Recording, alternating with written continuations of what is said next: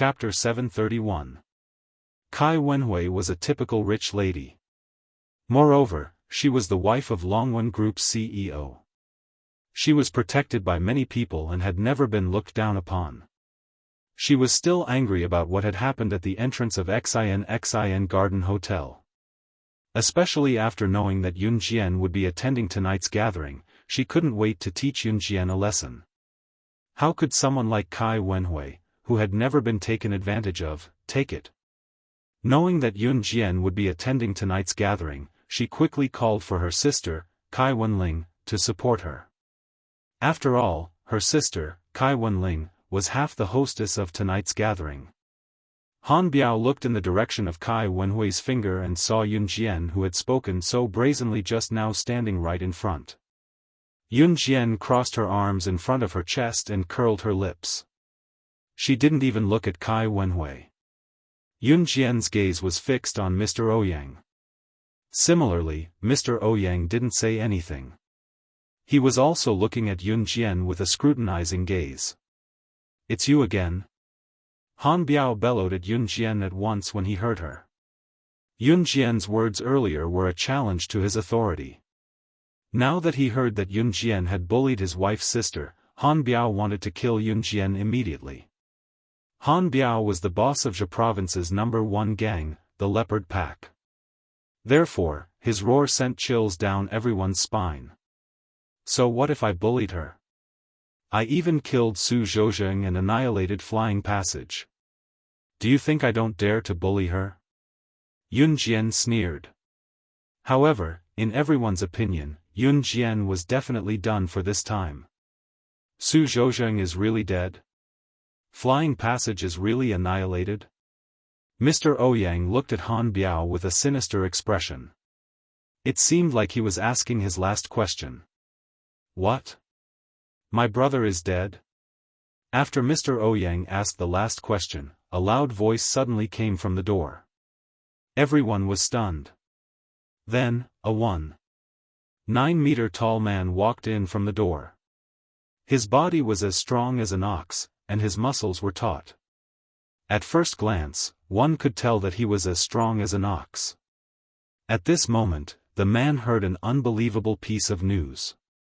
He stood upright at the entrance, and his tall figure and rough words sent chills down the spines of everyone present. Needless to say, the voice belonged to Su Zhouzheng's elder brother, Su Zhouming, who was rumored to be working for the Kosha mercenaries. At this moment, Su Zhouming, who was standing at the door for the first time, had bloodshot eyes. He stared straight at the scene, his eyes emitting killing intent as if he wanted to kill everyone present. Facing such a murderous Su Zhouming, Han Biao's short body could not help but shudder violently. Afraid that he would be implicated, Han Biao threw Kai Wenhui's matter to the back of his mind. He looked at Su Zhouming and knew that this person was from the Kosha mercenaries. He immediately felt a sense of respect for Su Zhouming. A few months ago, Flying Passage was indeed annihilated. Su Zhouzheng was also killed by Falcon Hall. Han Biao said to Su Zhouming. Ah! Su Zhouming immediately howled madly when he heard that. Su Zhouming's eyes were bloodshot. He looked at Han Biao and asked, "Who killed my brother? Speak." Chapter 732. Yun Jian looked at Su Zhouming's wild face and spoke again without fear. "Su Zhouzheng failed to kill me with a sniper, but he severely injured my men from Falcon Hall. Since he dared to hire a sniper, he deserves to die." As she spoke, Yun Jian's eyes sharpened. Her face was calm. Although she had the pretty face of a young girl, Yun Jian's face was filled with endless coldness. If she had not intervened that day, Su Zetian would have died. She was very protective of her own people. Yun Jian admitted that to herself. Since Su Zhouzheng dared to hire a sniper to assassinate her and even injured Su Zetian by mistake, he deserved to die. Then he would have to pay the price, death. Together with Flying Passage, they would all be buried with him. Yun Jian had never regretted killing Su Zhouzheng. She never did anything she regretted. The words Falcon Hall were like an invisible palm that slapped everyone's heads at lightning speed. This young lady, is she from Falcon Hall? Furthermore, those who were able to attend the gathering were undoubtedly the strongest members of a gang or company. If that's the case, this young lady, your Falcon Hall's boss, Rakshasa? Han Biao lived up to his name as the boss of Jia Province's #1 gang. Although he was not good-looking and short, he had a sharp mind. Although it was hard to believe that Yun Jian was Falcon Hall's boss, Rakshasa. However, based on Yun Jian's behavior and what she said, it was hard to believe. If Han Biao still could not figure it out, then his position as the boss of Jia Province's #1 gang would be wasted. Falcon Hall's boss? Rakshasa? When everyone heard Han Biao's words, it was as if they had been struck by lightning. They all stood rooted to the ground, dumbfounded. It was as if they had pitied and despised a beggar on the side of the road, but the next second, the beggar had donned the king's clothes and stood at a height that no one could reach. Those who thought Yun Jian was being unreasonable and foolishly admitted that she had killed Su Zhouzheng and destroyed Flying Passage looked at Yun Jian in a different light. What? What? When Yu Xiaodan heard this from afar, she was so shocked that her eyeballs almost fell out. He suddenly found out that the person he had looked down on and even mocked just a moment ago had become the boss of the second strongest gang in Jia Province in the next second. She was also the legendary boss of Falcon Hall, Rakshasa, who had charged into Flying Passage alone and killed Su Zhouzheng in front of everyone. What kind of feeling was this? Moreover, she was about the same age as his son, but she was already the boss of the second gang in Jia Province. No matter who it was, they would be frightened and terrified by this sudden feeling of terror. It wasn't just Yu Xiaodan, Yi Kai, Gao Meihan, Dai Qingqing, and Grandpa Kai. All of them were terrified. For a moment, a sense of panic swept through everyone's body, giving people the feeling that they had been hit on the head with a taser. What do you think? Yun Jian sneered. At this moment, the expression on her face did not match the expression she should have at her age. Cold, arrogant, like a king overlooking all living beings. How dare you kill my brother? You're the one who killed him. Go to hell. Go to hell. Arg. Su Zhouming, who was beside her, had already gone mad. He glared at Yun Jian. The murderous intent in his eyes was like a raging fire that could not be extinguished. Chapter 733. Someone sighed to the person beside him. His words were filled with distrust towards Yun Jian. Most of the people present knew about the existence of the Wuxia mercenaries. It was the #1 mercenary group alongside the Inhan organization. In today's world, who would dare to provoke the Wuxia mercenaries? Moreover, the Wuxia mercenaries had just annihilated the Inferno Ring not long ago. Forget about those present daring to provoke such a terrifying mercenary group, even 10 Panthers pack would not have the guts to challenge Gu Sha mercenaries' authority. This was the difference in strength. How dare you kill my brother? I want you dead. Dead. Su Zhouming's eyes were bloodshot, making his entire eyeball look blood-red. Everyone present was shocked by Su Zhouming's murderous aura. For a moment, those who were closer to Su Zhouming quickly hid in the corner. Brother Su Zhouming is your brother and mine. Now that he's dead, I will definitely avenge him. Mr. Ouyang looked at Yun Jian with hatred as he spoke to Su Zhouming. After Mr. Ouyang said that, he continued with a slightly arrogant tone, Brother Su, you're a member of the Wuxia mercenaries. Together with the power of my mercenary family, I don't believe that we can't annihilate a mere Falcon Hall. Mr. Ouyang was purely trying to get on Su Zhouming's good side. After all, as a member of the Wuxia mercenaries, Su Zhouming's status was higher than Mr. Ouyang's. Mr. Ouyang's words sounded like he was flaunting his status. However, the people present did not dare to say anything. It was not that they did not want to say anything, but they did not dare to. They could only whisper among themselves. I'm going to kill her today. I'm going to avenge my brother. Su Zhouming looked at Yun Jian. Suddenly, he flipped his hands. Two small knives with the edges pointed downward appeared in Su Zhouming's hands. Seeing this, everyone present retreated 3 feet back in fear. What kind of place was the Kosha mercenaries? It was a place where assassins and secret agents gathered. It could be said that most of the Kosha mercenaries were assassins or secret agents. As for Su Zhouming, although he joined halfway, he had been in Kosha mercenaries for a long time. How could he be weak? Seeing Su Zhouming like this, he was probably going to kill Yun Jian on the spot.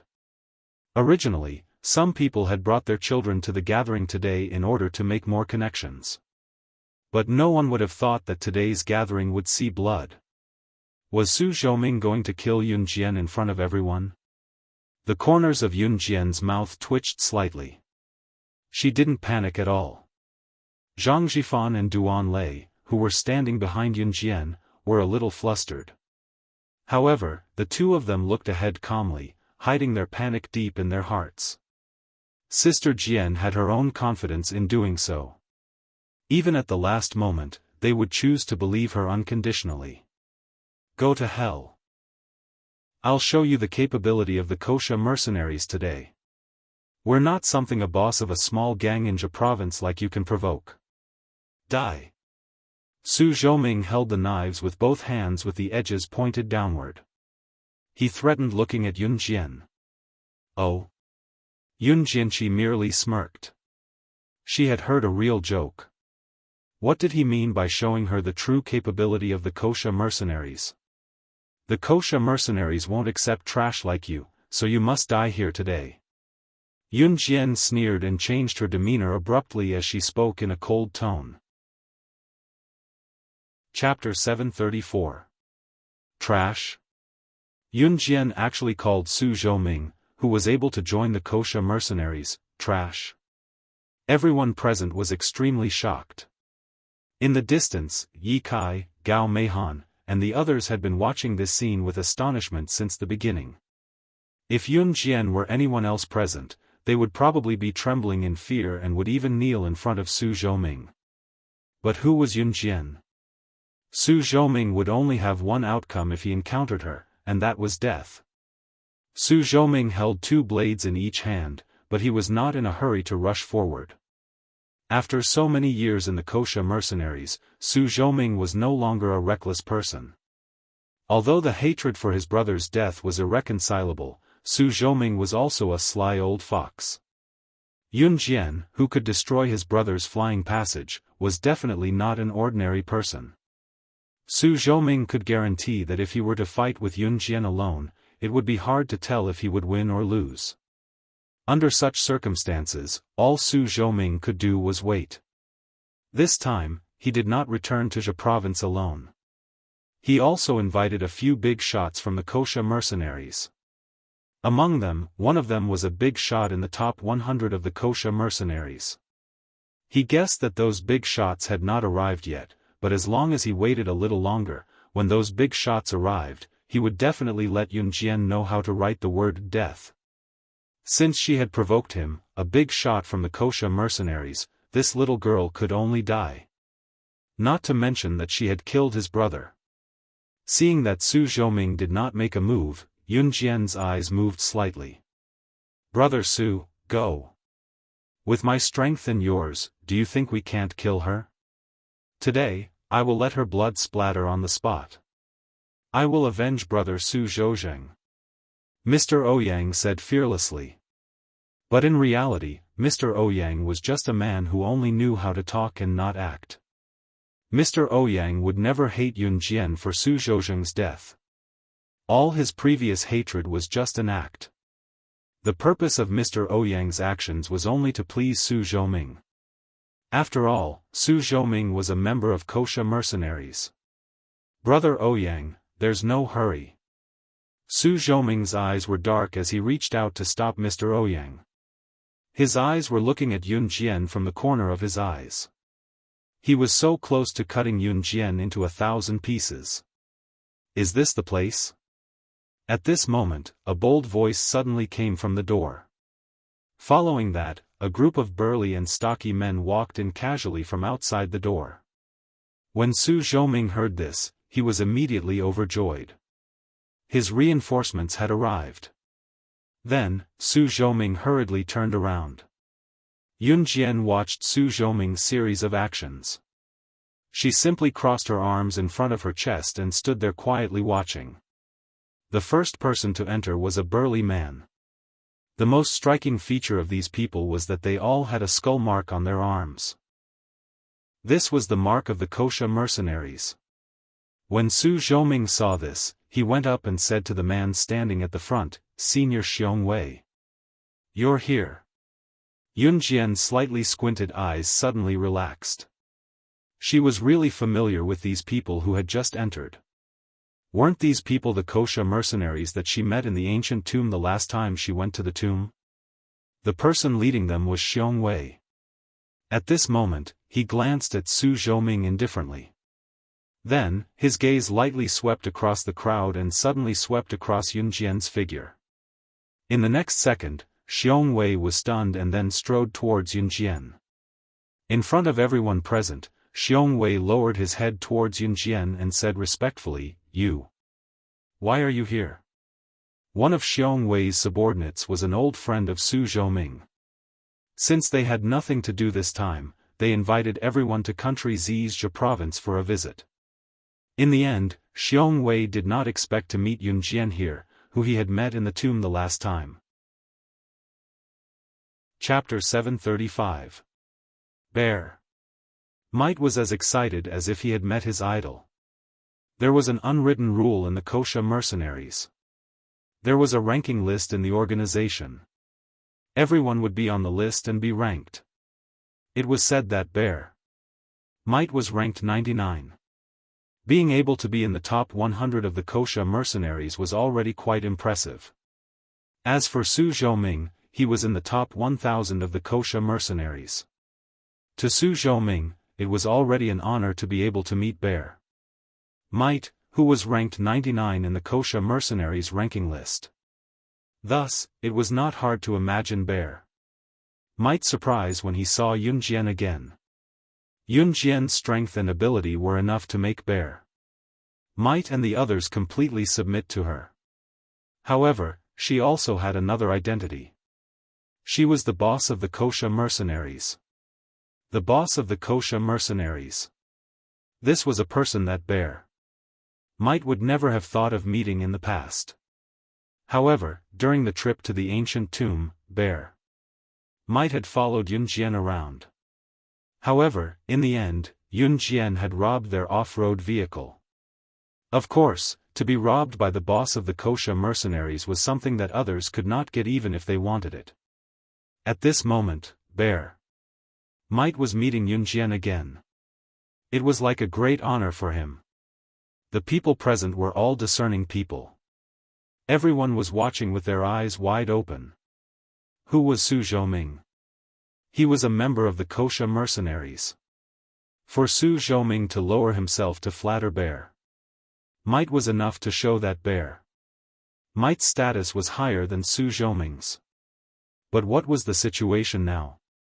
Why did Bear Might, who had a higher status than Su Zhoming, speak to Yun Jian in such a respectful tone? The word, "sir," was enough to show Bear Might's respect for Yun Jian. "I'm here for a party." Yun Jian brushed her hair behind her ear and returned a casual smile to Bear Might. She didn't expect to meet them here by coincidence. "As long as you're happy." Bear Might said to Yun Jian very respectfully. Su Zhoming and Mr. Ouyang, as well as everyone present, were dumbfounded by this turn of events. What was going on? "Senior Xiong Wei, how did you? Do you know this damned woman?" Su Zhoming pointed at Yun Jian and asked Xiong Wei in surprise. Perhaps because Su Zhoming's tone revealed too much disrespect for Yun Jian, Bear Might frowned and slapped Su Zhoming, who was over 1.9 meters tall. "Scram! Is she someone you can insult?" When Xiong Wei heard that Su Zhoming was disrespectful to Yun Jian, he punched Su Zhoming to the ground. Then, Xiong Wei took out a Browning pistol from his waist and pointed it at Su Zhoming. "You are courting death in front of me." "Bear," Might said, and was about to shoot Su Zhoming. Su Zhoming dared to insult his Kosha mercenaries' boss to his face. This was simply a slap to the Kosha mercenaries' face in front of others. Don't. We are all on the same side, on the same side. Seeing that Bear Might was really going to kill Su Zhoming, one of Su Zhoming's old acquaintances quickly ran out to stop Bear Might. Scram! Bear Might was furious. Su Zhoming was humiliated in front of everyone, so he was unwilling to accept it. Especially a man like him who was insulted like this.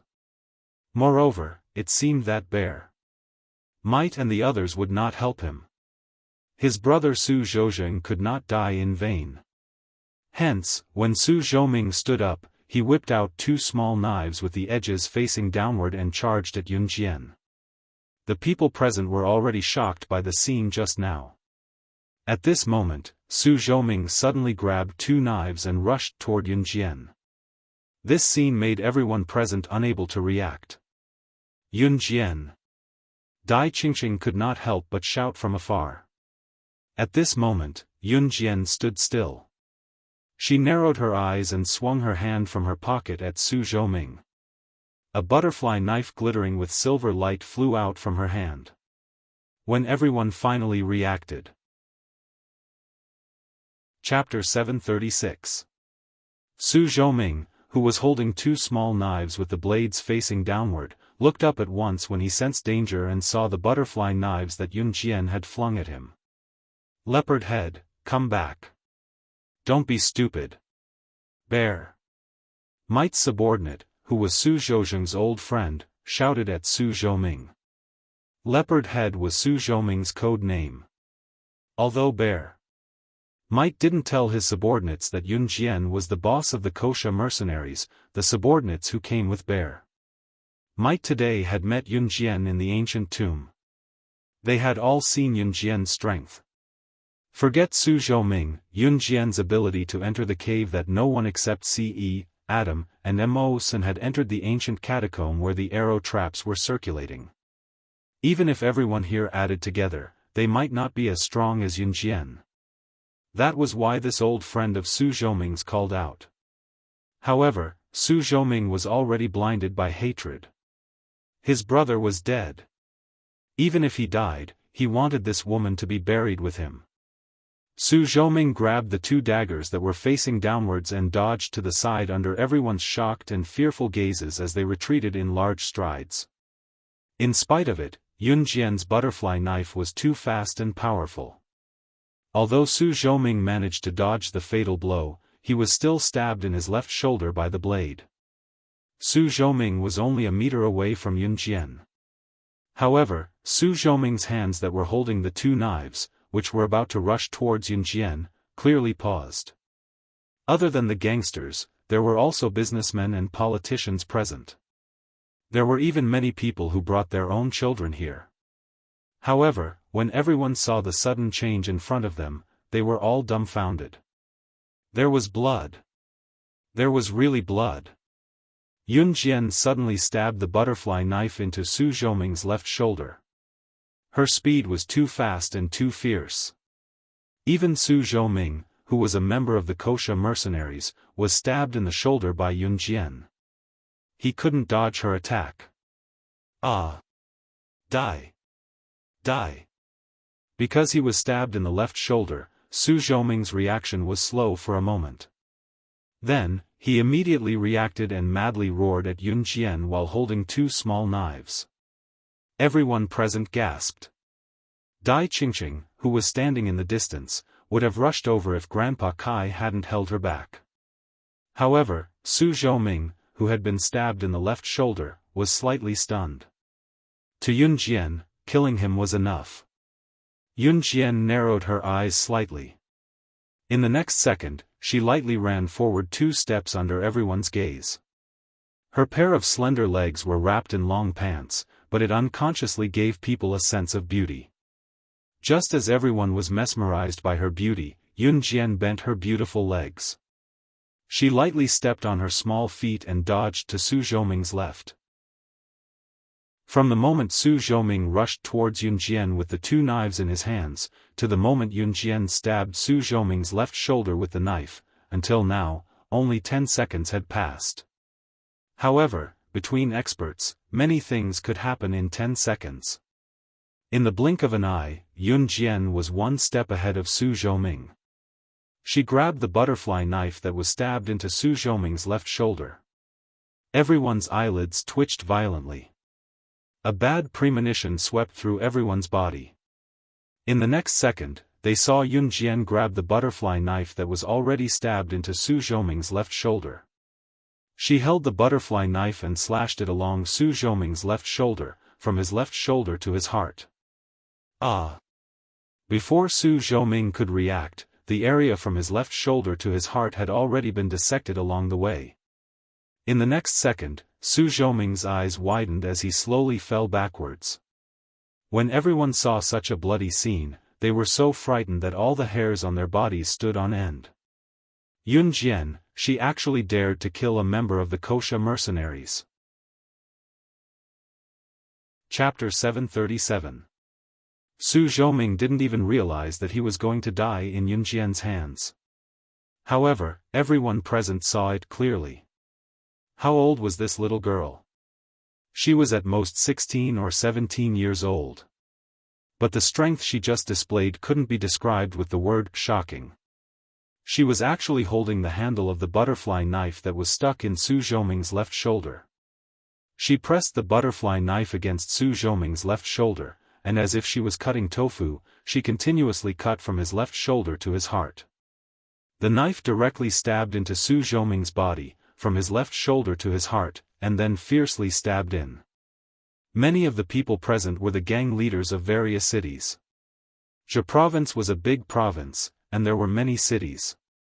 Even though these gang leaders had experienced a lot of ups and downs, they had never seen such a horrifying technique, holding a knife and cutting across a person's body, and then fiercely stabbing into the person's heart. Yun Jian's technique was terrifying. Even if these gang leaders saw it, they couldn't help but feel terrified. No one present dared to try such a bloody technique, even these gang leaders who were used to bloody scenes felt terrified. Yun Jian, on the other hand, could kill Su Zhoming so cruelly without even batting an eyelid. Ah! Someone's dead. Someone's dead. Someone was already so frightened that they cried out. At this moment, Yun Jian had already pulled out the butterfly knife from the heart of the already dead Su Zhoming. Then she calmly took out a pack of napkins from her trouser pocket, and gently wiped the blood off the butterfly knife. Ah! She. Yu Xiaodan was so scared that she screamed out loud, and then she was afraid that Yun Jian would see her, so she desperately covered her mouth with her hand, and her eyes widened until they couldn't be opened anymore. Yun Jian actually killed someone. And most importantly, her method of killing was so cruel. Once she thought about how she used disdainful words to ridicule and attack Yun Jian, Yu Xiaodan felt that she was done for. Ye Kai stared at Yun Jian in disbelief as well.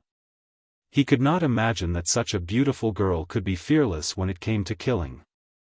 This reminded Ye Kai and Gao Meihan of what Yun Jian had said at the skating rink, "Not only can I do this, I can also kill you. Do you believe me?"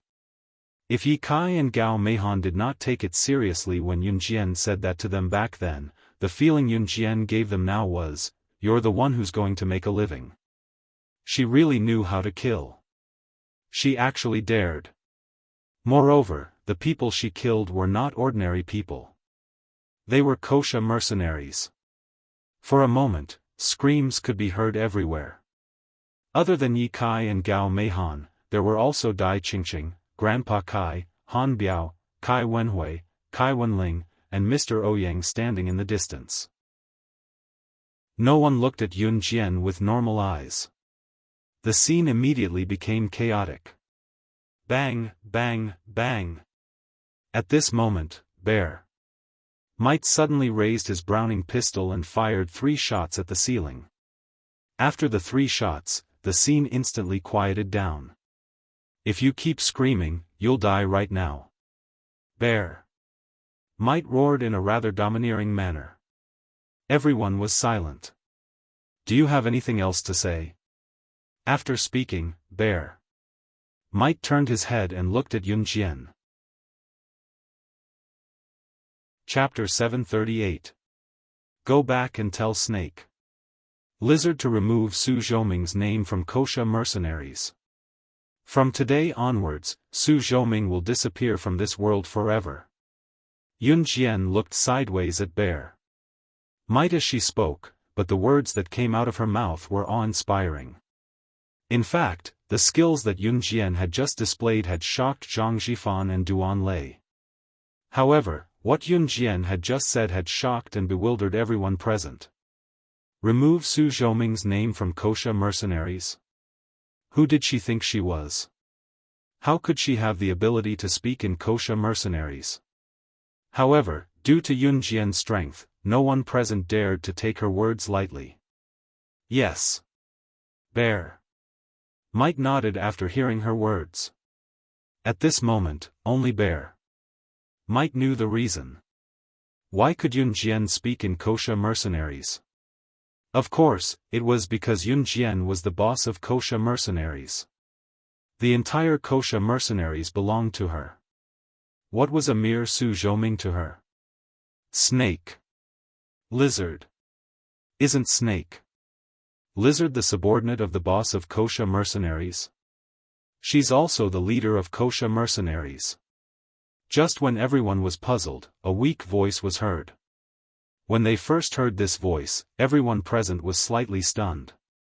Those who were in the underworld would naturally recognize this. However, after this person spoke, there was still an uproar in the crowd. Mr. Ouyang, who had been speaking up for Su Zhoming, did not even dare to make a sound. At this moment, everyone present was thinking, if Yun Jian can even order the leader of Kosha mercenaries, then she must be. Just when everyone present was thinking of this, Yun Jian slightly lifted her feet and walked toward Su Zhoming's corpse. Then, as if she knew what everyone present was thinking, she slowly took out a small airtight container from her trouser pocket. This airtight container was covered with a layer of something, as if it was wrapped to prevent the body fluid from flowing out of the container. Everyone's surprise was thrown to the back of their minds by Yun Jian's actions. Don't even think about guessing my identity. At this moment, Yun Jian's voice was heard again. She curled her lips and squinted her eyes slightly, her beautiful and delicate face was very delicate. At the same time, she took out the airtight container from the transparent bag. This airtight container was very small, just enough for Yun Jian to hold it in her palm. She opened the airtight container's lid and said, "Because, I will be angry." Yun Jian's voice was strange. Yun's voice's strange voice. At this moment, Shiza's mouth. Ants. Just as the liquid in the sealed container spilled out and dripped onto Su Zhoming, Yun Jian's voice rang again. "Once I get angry, this is what happens to all of you." At the end, Yun Jian's words were slightly heavier. In front of everyone's eyes, Su Zhoming's body was covered by the container's liquid. In just a few seconds, Su Zhoming's body was instantly sucked dry and turned into a pool of blood. In the end, not even his bones could be seen. Silence. It was so quiet that even a pin drop could be heard. A living person turned into a pool of blood in front of everyone's eyes. That was not all, coupled with Yun Jian's strange words. Those with better endurance might still be able to watch, but for people like Xiaofan, she was so scared that her whole body was trembling. She even had the urge to pee. Chapter 739. Yi Kai and Gao Meihan shuddered again. Especially Gao Meihan. She had initially thought that Yun Jian was going to snatch Yi Kai away from her, so she was already plotting how to deal with Yun Jian. But what about Yun Jian? She was a devil who killed without batting an eyelid. Yes, she was a devil. She turned a corpse into a puddle of blood with just a small bottle of potion. What if the potion accidentally came into contact with his skin? Everyone present could not believe what they had just witnessed. Yun Jian, who stood a distance away, smirked. She kept her lips curled up, and the slight curve of her lips gave the people present quite a shock. Thud. Just as everyone was deep in thought, the sealed container in Yun Jian's hand fell to the ground. The sealed container was made of a special material, so it would not shatter when it fell to the ground. However, when the crowd recalled that the liquid inside would turn a person into a puddle of blood once it touched their skin, they could not help but shudder. No one had ever seen such a thing in the market. Some of them would never see it in their entire lives. This was because it was invented by Qing Yu. Elder Qing Yu invented corpse-dissolving water? One of Bear Mite's underlings who was standing next to him asked in horror when he saw Yun Jian turning Su Zhoming into a puddle of blood with the corpse-dissolving water. Qing Yu? Is she the legendary youngest elder of Gu Sha mercenaries, Lady Venom? Someone asked in bewilderment. Qing Yu was prominent in the Kosha mercenaries. Other than the boss, Yun Jian, she was the youngest elder of Kosha mercenaries. Snake, Lizard and Tiger. Leopard were elders as well, but they were much older than Qing Yu. Qing Yu's code name was Lady Venom. Her real name was Qing Yu. This was something everyone knew. I remember that Lady Venom is the personal subordinate of the Kosha mercenaries' boss. The poison she invented is the best in the world. Until now, no one can compare to her.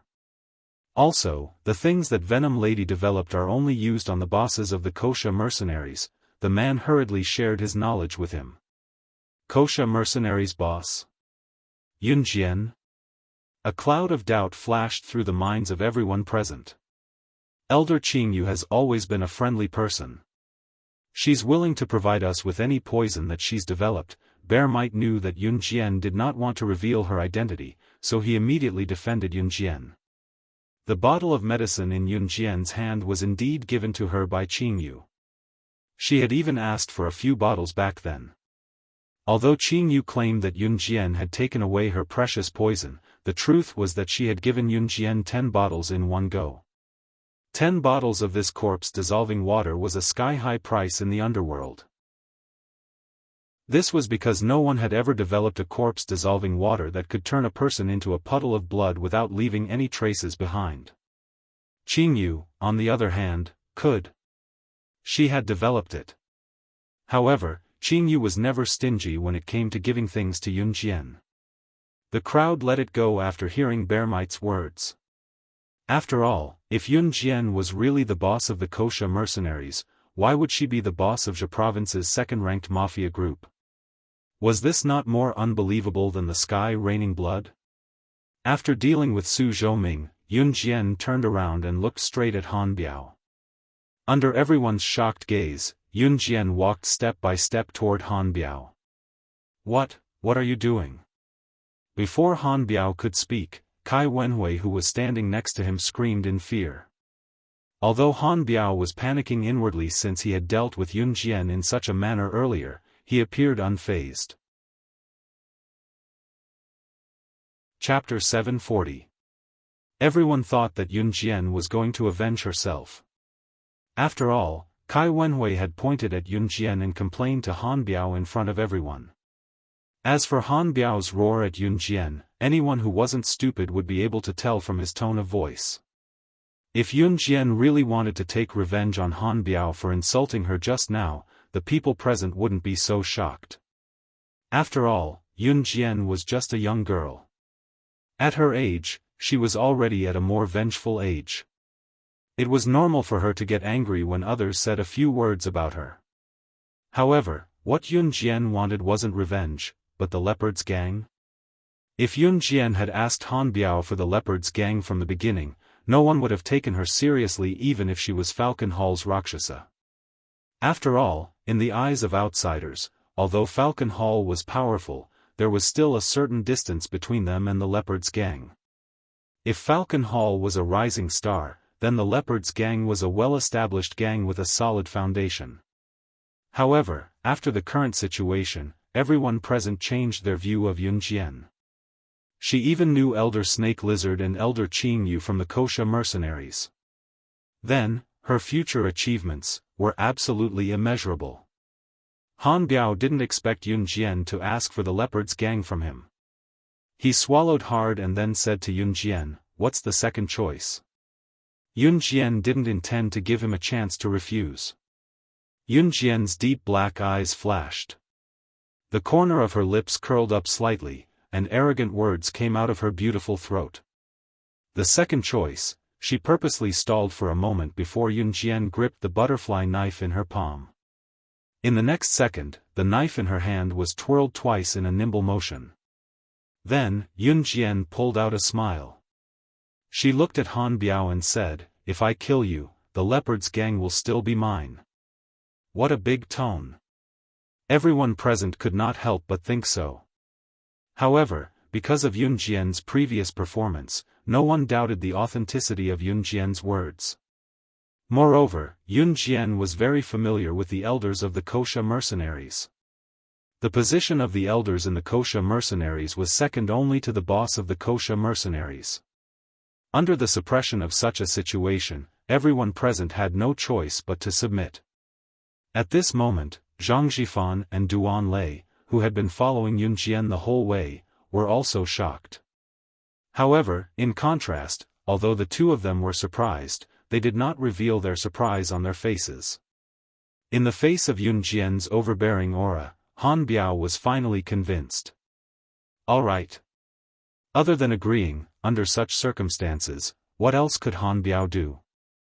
Although Han Biao's looks were unsatisfactory and he was short, he had a clever mind.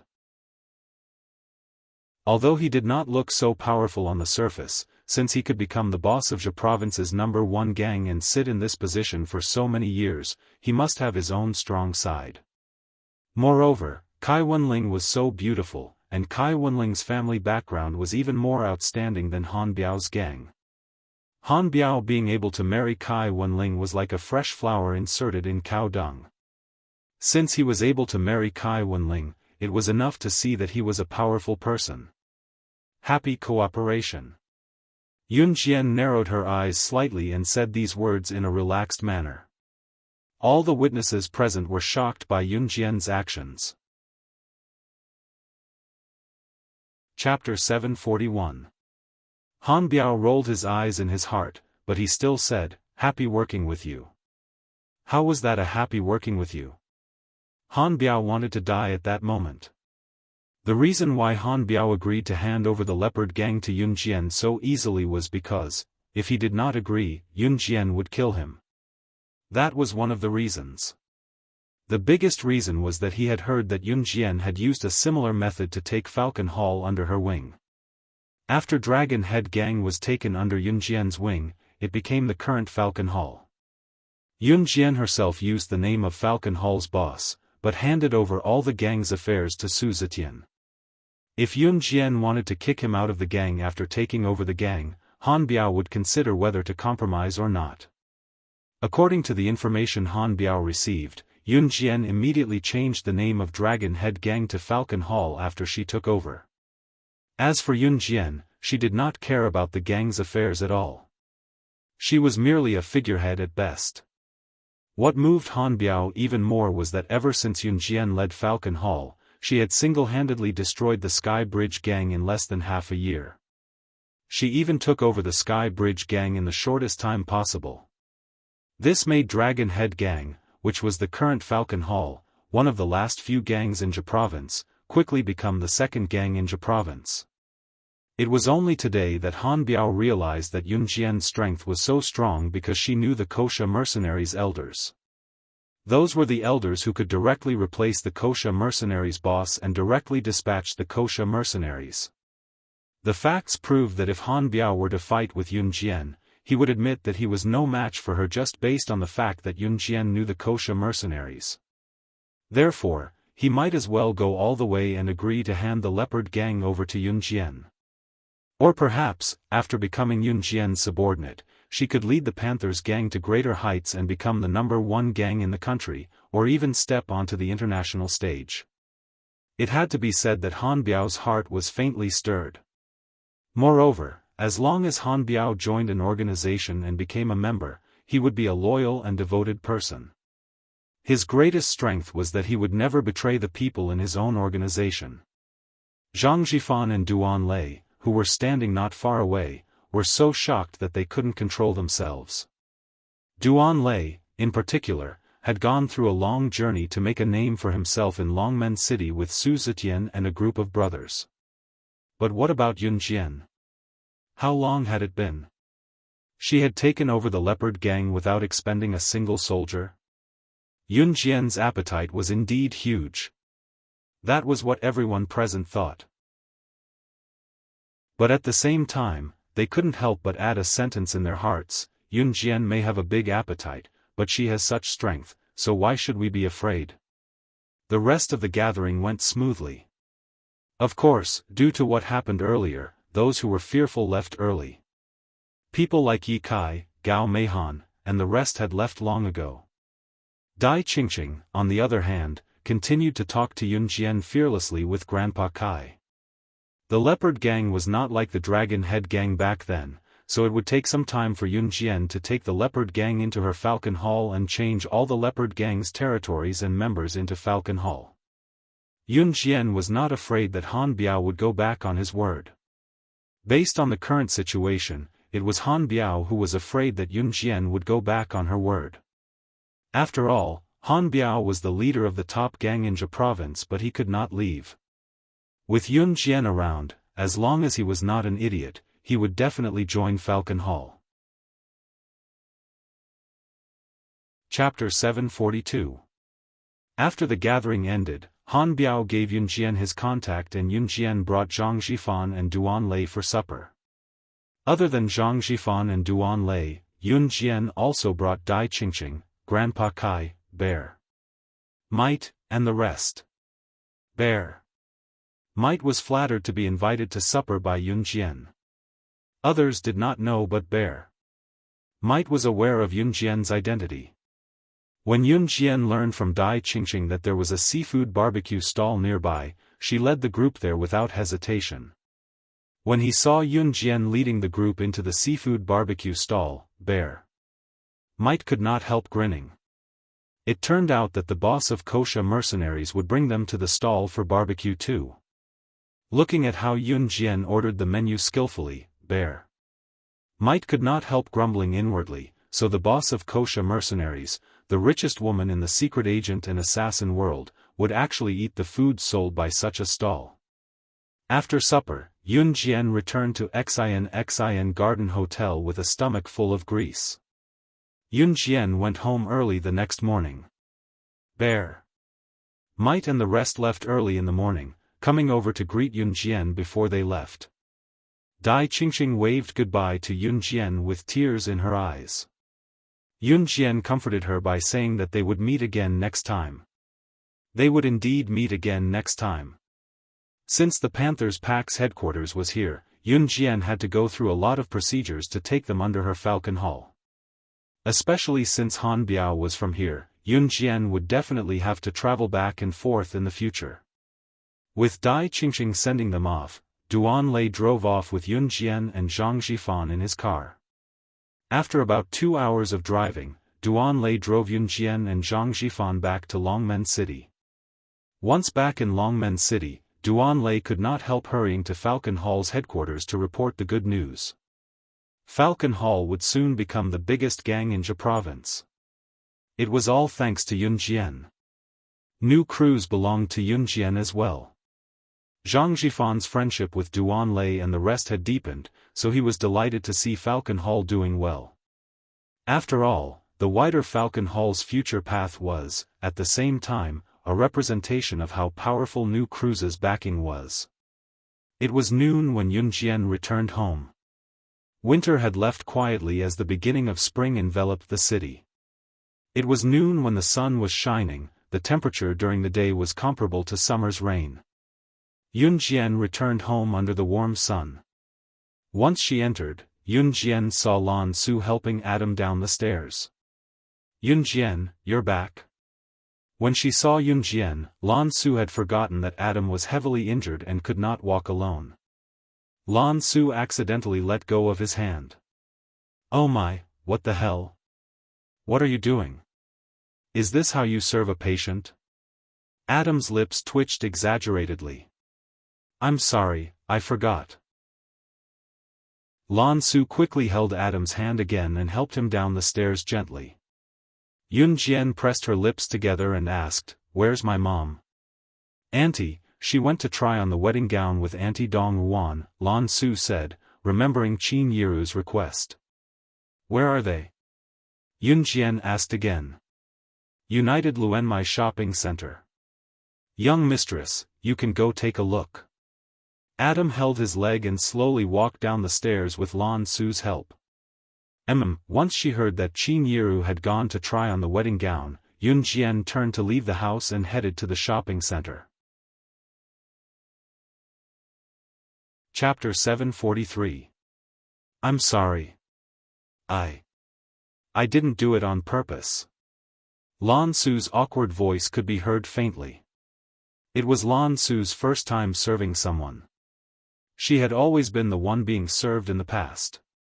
Even when the shaman tribe had declined in Yulong mainland, Lan Su was not reduced to the point where she had to serve someone. Perhaps it was because she felt that she had let Adam down, so Lan Su could be said to be extremely tolerant of Adam. Stupid woman. After hearing Lan Su's words, Adam, who was about to criticize Lan Su, loosened his mouth and finally spat out these 3 words. On the other hand, Yunjian was already on her way to United Luenmai Shopping Center. United Luenmai Shopping Center, as the name suggested, could buy most items in Longmen City.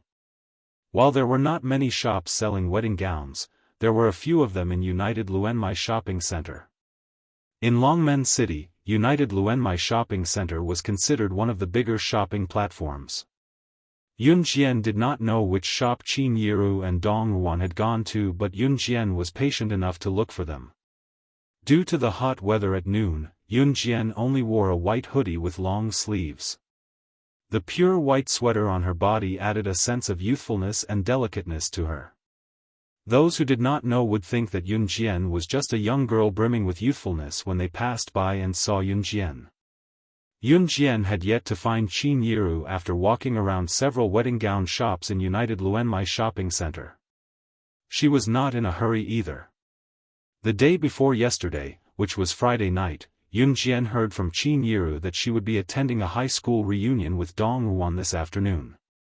Yunjian could guess that Dong Ruan was probably free today and had applied for leave to attend the reunion. Once it was over, she would accompany Qin Yiru to pick out a wedding gown. Dong Ruan was a high-ranking official, so she usually did not have time. It was probably because she had not started work these few days that Dong Ruan and Qin Yiru went to the reunion first upon returning from the countryside and went shopping in the afternoon to pick out a wedding gown for Qin Yiru. May 21st was Qin Yiru and Gu Yunjian's wedding date. It was already March now, just over 2 months away from the wedding date.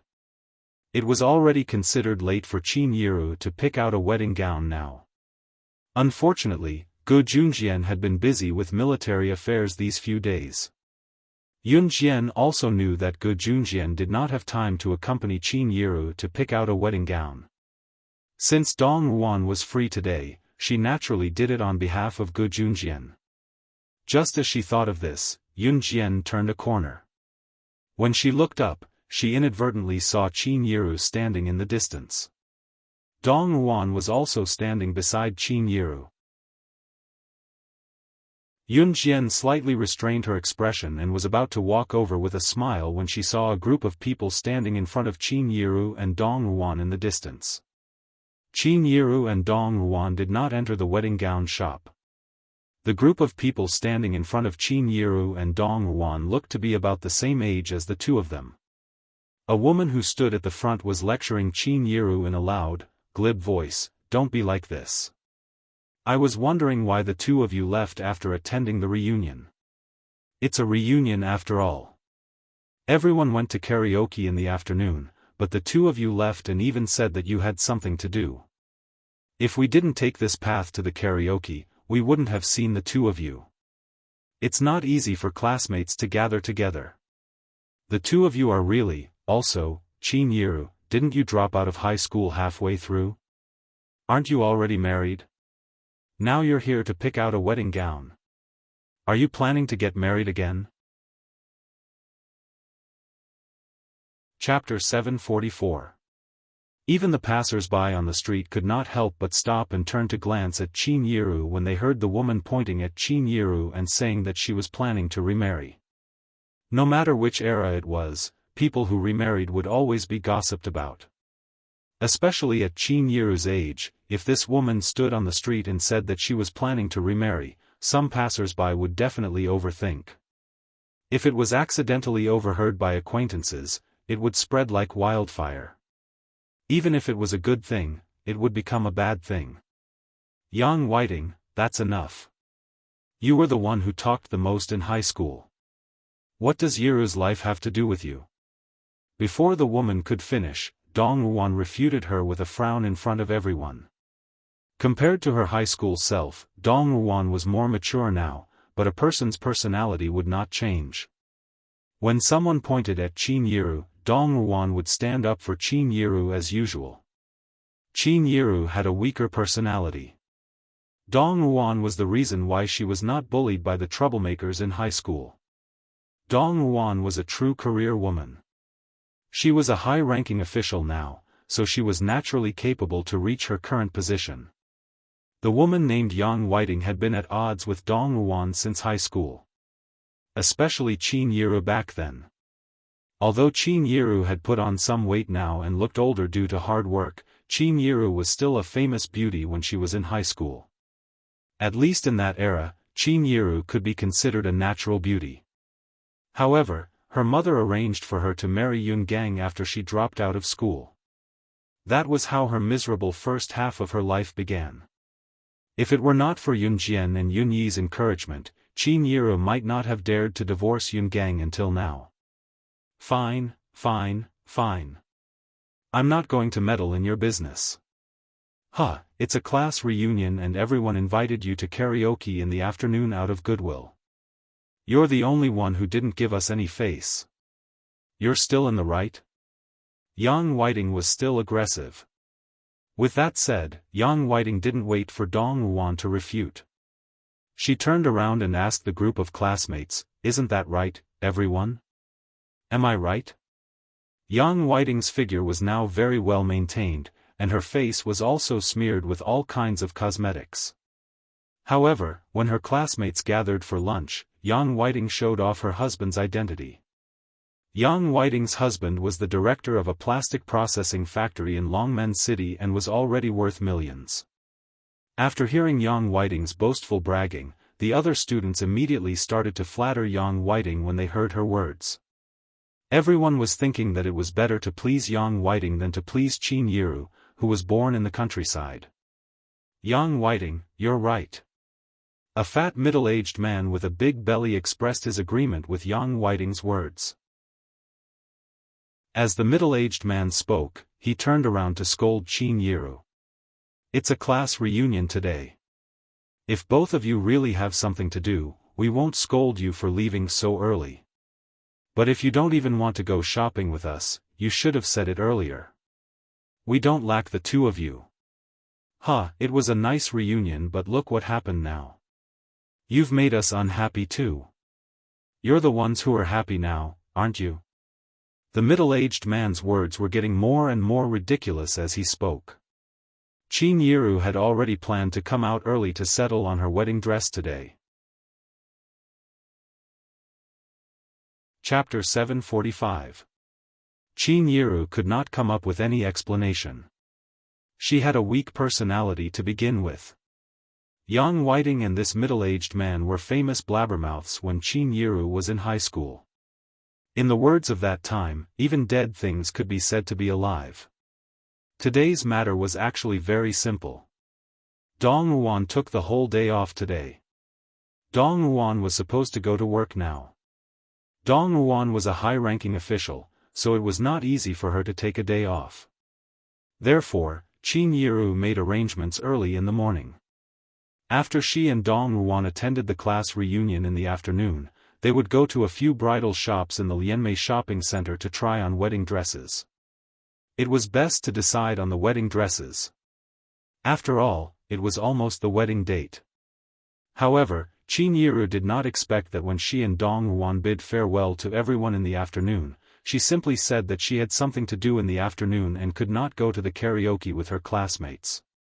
In this era, there were only a few kinds of class reunions in middle school and high school.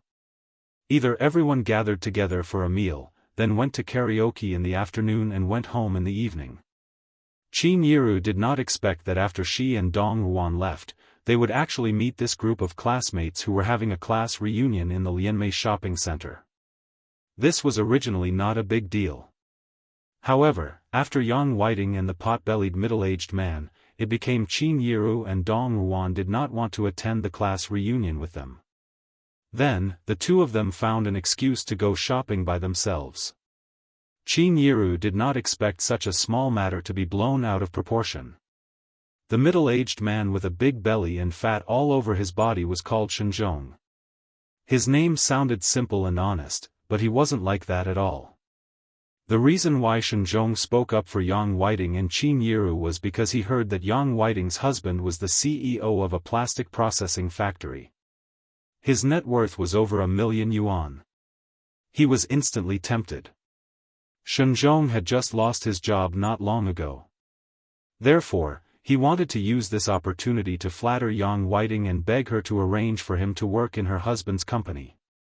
Shenzhong, is there something wrong with you? Do you think we'll have to go with you if you say that? Good, good. Since you've said so, I'll tell you that Yiru and I don't want to attend the class reunion with you. If you have any class gatherings in the future, don't look for us. Dong Ruan was infuriated by the two unreasonable people, Yang Whiting and Shenzhong. She immediately raised her voice and spoke in an unpleasant tone. Dong Ruan's personality was not as weak as Qin Yiru's. Especially when the other party was being unreasonable, she immediately shouted. Look! Look! You admitted it yourself. Yang Whiting shrugged her shoulders. In fact, Yang Whiting had stolen the limelight at the class reunion this afternoon. Yang Whiting felt that Dong Ruan and Qin Yiru were the two most useless people in the class. That was why the two of them were in a hurry to leave right after lunch. When Yang Whiting was in high school, she had a small conflict with Dong Ruan and Qin Yiru. Therefore, it was actually Yang Whiting who led them here today to bump into Qin Yiru and Dong Ruan, who came to United Lianmei shopping center to pick out wedding dresses. Her motive was obvious as well. She wanted to embarrass Dong Ruan and Qin Yiru. Yang Whiting had no idea that Dong Ruan was now a high-ranking official in Longmen City. Otherwise, Yang Whiting would not have dared to insult Dong Ruan and Qin Yiru in front of everyone even if she wanted to. So what if my mom and Auntie Dong admitted it? I'm the one who told them not to stay too long with trash before they came. Is that wrong? Yun Jian's melodious voice rang out just as Yang Whiting was in high spirits. Chapter 746. Yun Jian listened from the side and figured out the whole story. Yang Whiting was here purely to cause trouble for Qin Yiru and Dong Ruan. As Yun Jian spoke, she was already strolling over. She had just returned from Hang City. After knowing that Qin Yiru had gone to pick out a wedding dress, she wanted to rush over to accompany Qin Yiru. She did not expect to encounter such a situation. Yun Jian knew Qin Yiru very well. One should not be too weak, or else one would be bullied. That was true, but Qin Yiru was weak. She would never brag in front of others. Even if Yun Jian was the director of new crews, Qin Yiru would not brag in front of others because she was not that kind of person. That was why Yang Whiting came to bully her. Although Yun Jian did not like Qin Yiru's weak personality, there was nothing she could do. The only thing she could do was to protect Qin Yiru and not let others bully her. Just as Yun Jian finished speaking, everyone present twitched violently. By the time they came back to their senses, Yun Jian was already in front of them. Trash? Who are you talking about?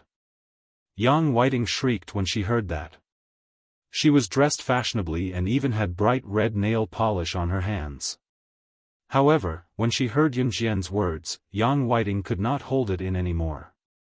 You're the bastard child of Qin Yiru and the man she dropped out of high school to marry, right? Huh. Who are you calling trash? Yang Whiting loved to curse when she was young. Now that she heard Yun Jian call them trash, she did not hold back at all.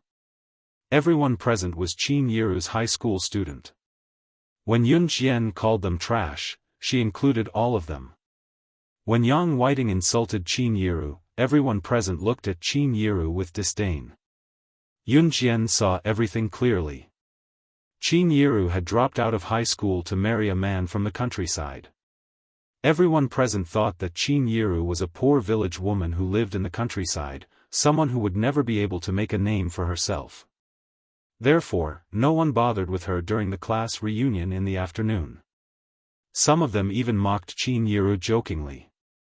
If Dong Wan had not replied for her, Qin Yiru would not have known how to answer.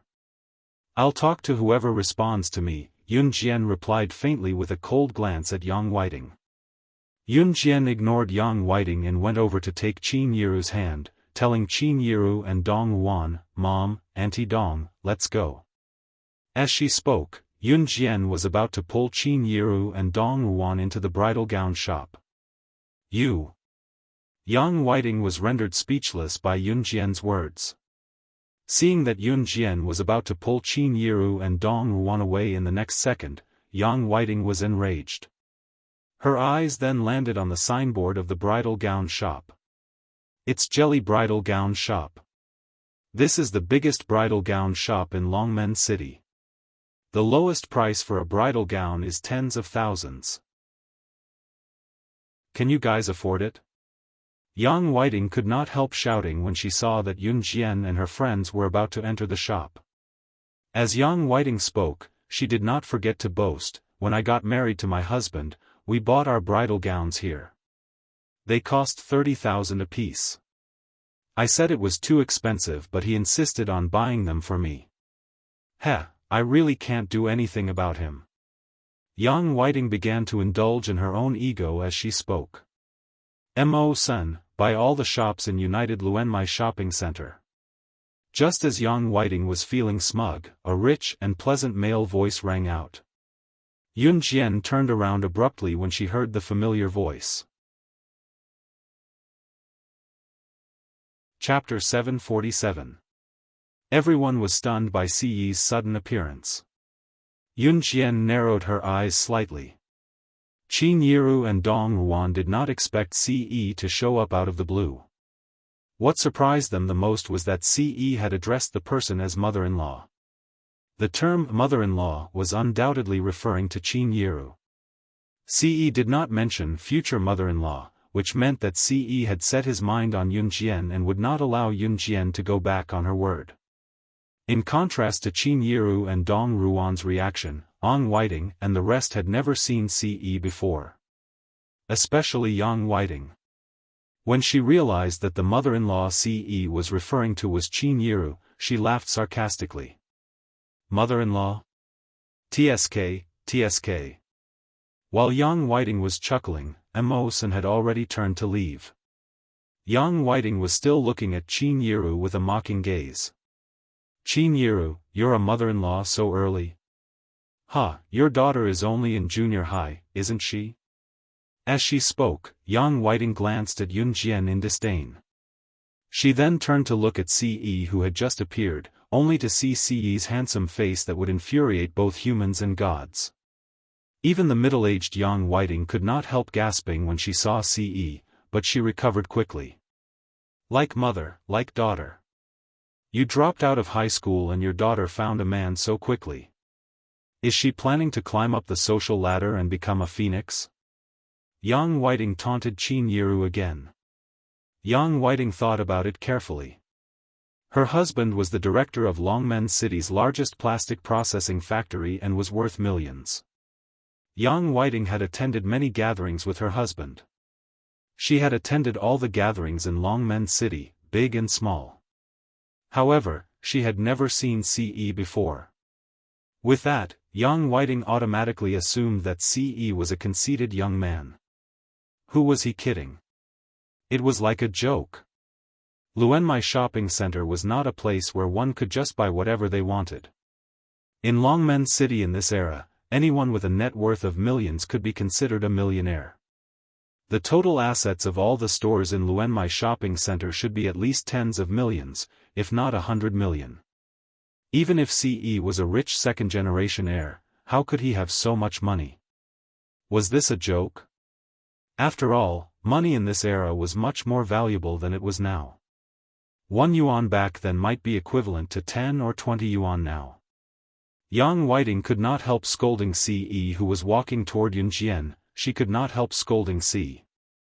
Yang Whiting could not help blowing her own trumpet. Forget it, forget it.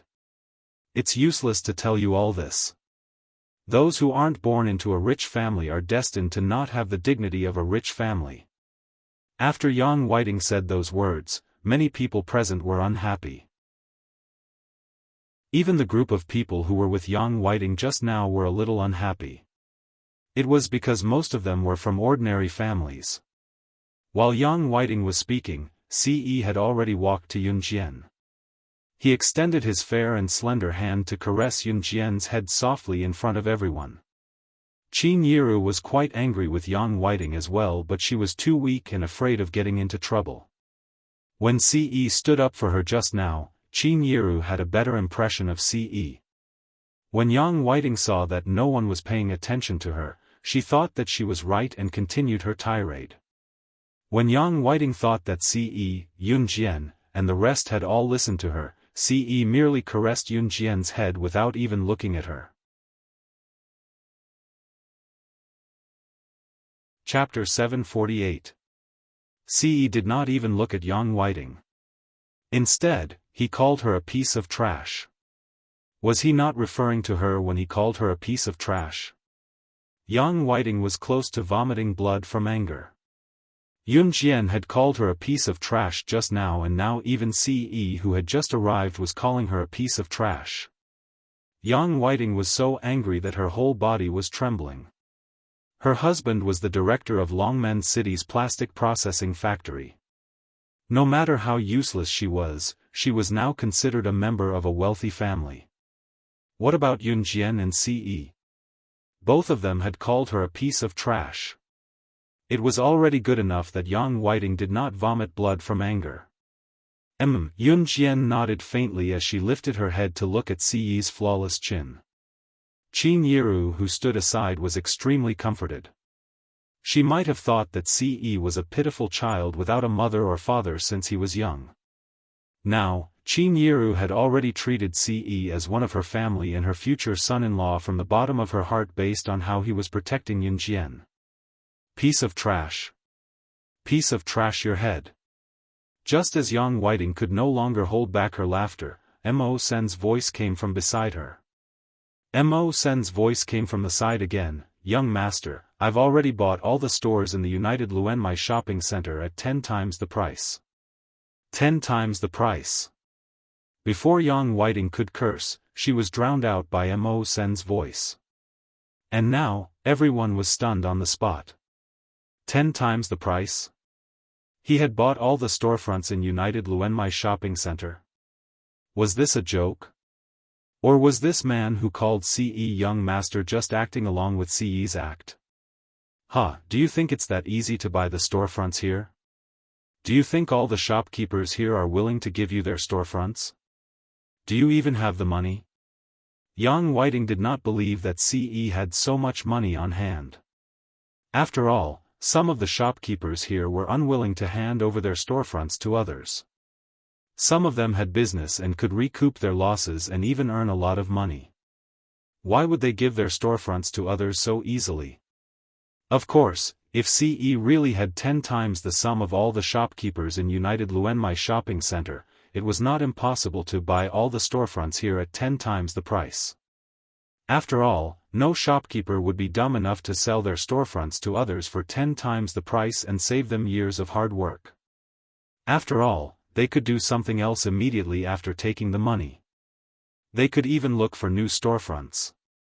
What's more, it was 10 times the money. It would be a waste not to take it. The problem was to buy all of the storefronts in Luanmai shopping center was bought over 100 million Chinese yuan, a few hundred million yuan. In 1999, how many families of households of the entire Luanmai Yang? Forget taking out so much money at once, it was still unknown if the total assets of Longmen City's tycoons combined could even reach 100 million. Just as Yang Whiting was about to mock Yunjian and CE in front of everyone, she suddenly saw a plump figure. Yang? Manager Yang? Yang Whiting looked at the fat figure that suddenly appeared in surprise. She immediately remembered that when she participated in a large-scale project with her husband last time, she happened to see this man suddenly running over from the other side. The man who suddenly appeared was the manager of United Luanmai Shopping Center, surnamed Yang. However, just as Yang Whiting thought of this, she saw manager Yang go around her, lock onto Mo Sen's figure, and run towards him. After that, manager Yang bowed his head and attached a card to Mo Sen in front of everyone. You keep it well. 300 million yuan has been credited to your account. 3 days later, I will negotiate and contact all the shops to leave the goods behind and move out of here. 300 million RMB had been deposited into the account. Chapter 749. It was not just Yang Whiting. Even Shen Zhong, who had spoken up for Yang Whiting just now, as well as all the high school classmates who had never looked Qin Yiru in the eye. Everyone was rooted to the spot, dumbfounded as they stared at manager Yang and Mo Sen who had appeared out of nowhere. Finally, they shifted their gazes to CE. Everyone present was in disbelief. 300 million yuan. This man who looked young, at most 20 years old, was actually able to fork out 300 million yuan. It had only been a short while since CE had sent Mo Sen to buy all the storefronts in United Luanmai Shopping Center. This also pointed to another point: CE's subordinate, Mo Sen, had hundreds of millions of yuan in his pocket at all times. Heavens! Some of the top tycoons in Longmen City only had a few hundred million yuan in total assets. Moreover, even these tycoons might only have a few million in their pockets. What about CE? He had offered 300 million yuan in one go. This meant that CE's total assets were far more than this amount. Although CE was not Qin Yiru's biological child, everyone present was certain that he was serious about this, judging by how CE treated Yunjian. This meant that such a rich son-in-law would become a family with Qin Yiru sooner or later. Yang Whiting calmed down after her initial shock. For a moment, she was overwhelmed by a feeling of indignation. This money was not earned by Qin Yiru's daughter. Moreover, even if CE was Qin Yiru's future son-in-law, he was not now. Moreover, no one present could tell what would happen in the future. Perhaps such a rich son-in-law would not like Qin Yiru's daughter anymore. Qin Yiru would still be penniless. As Yang Whiting had a conflict with Dong Ruan and Qin Yiru in high school and she was a vengeful person, she could only console herself in the face of such a reality.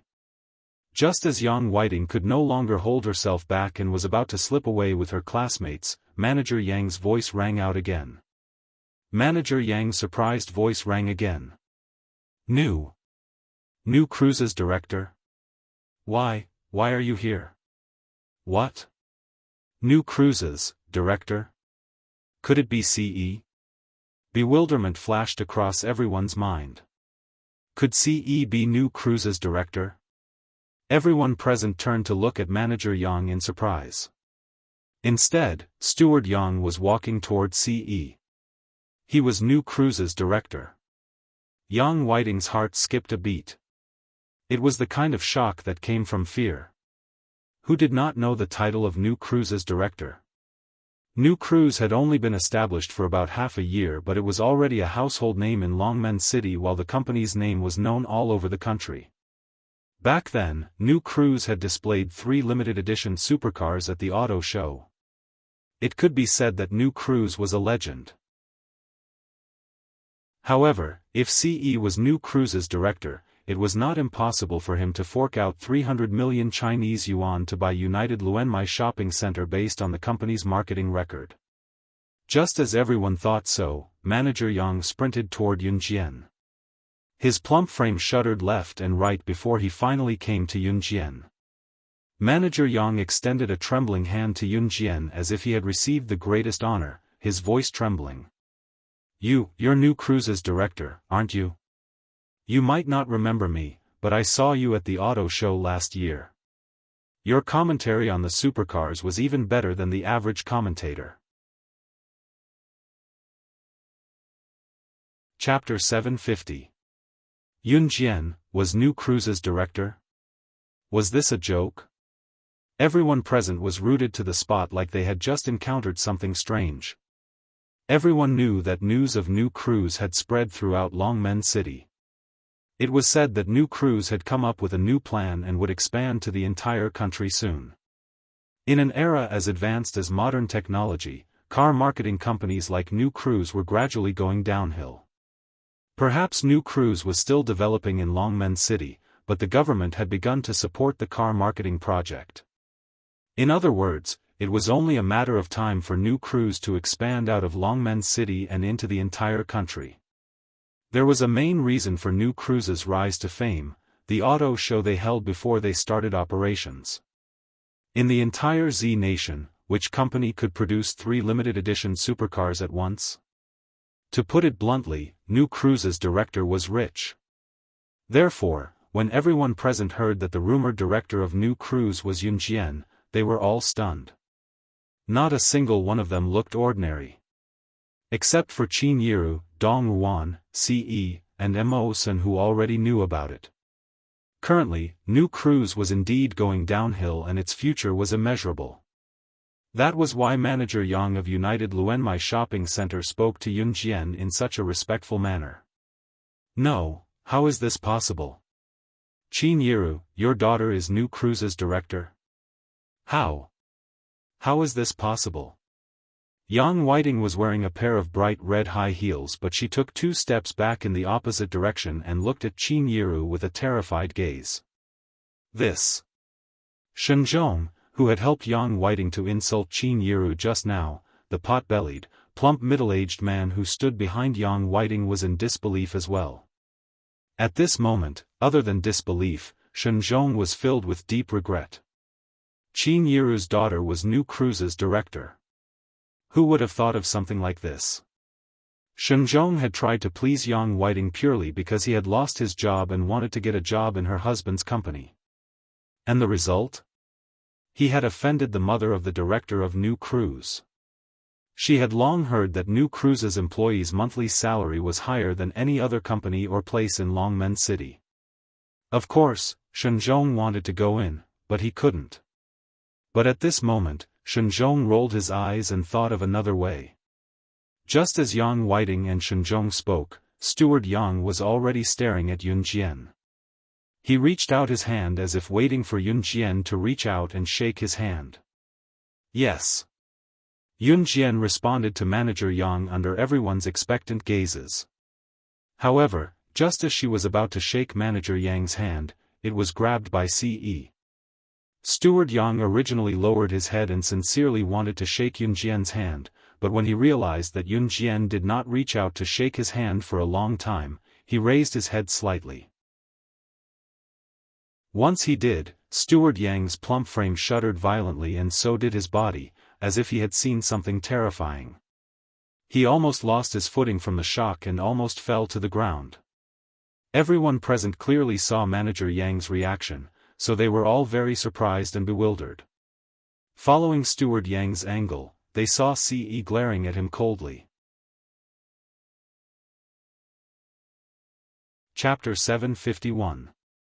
Ci's stare sent chills down Manager Yang's spine.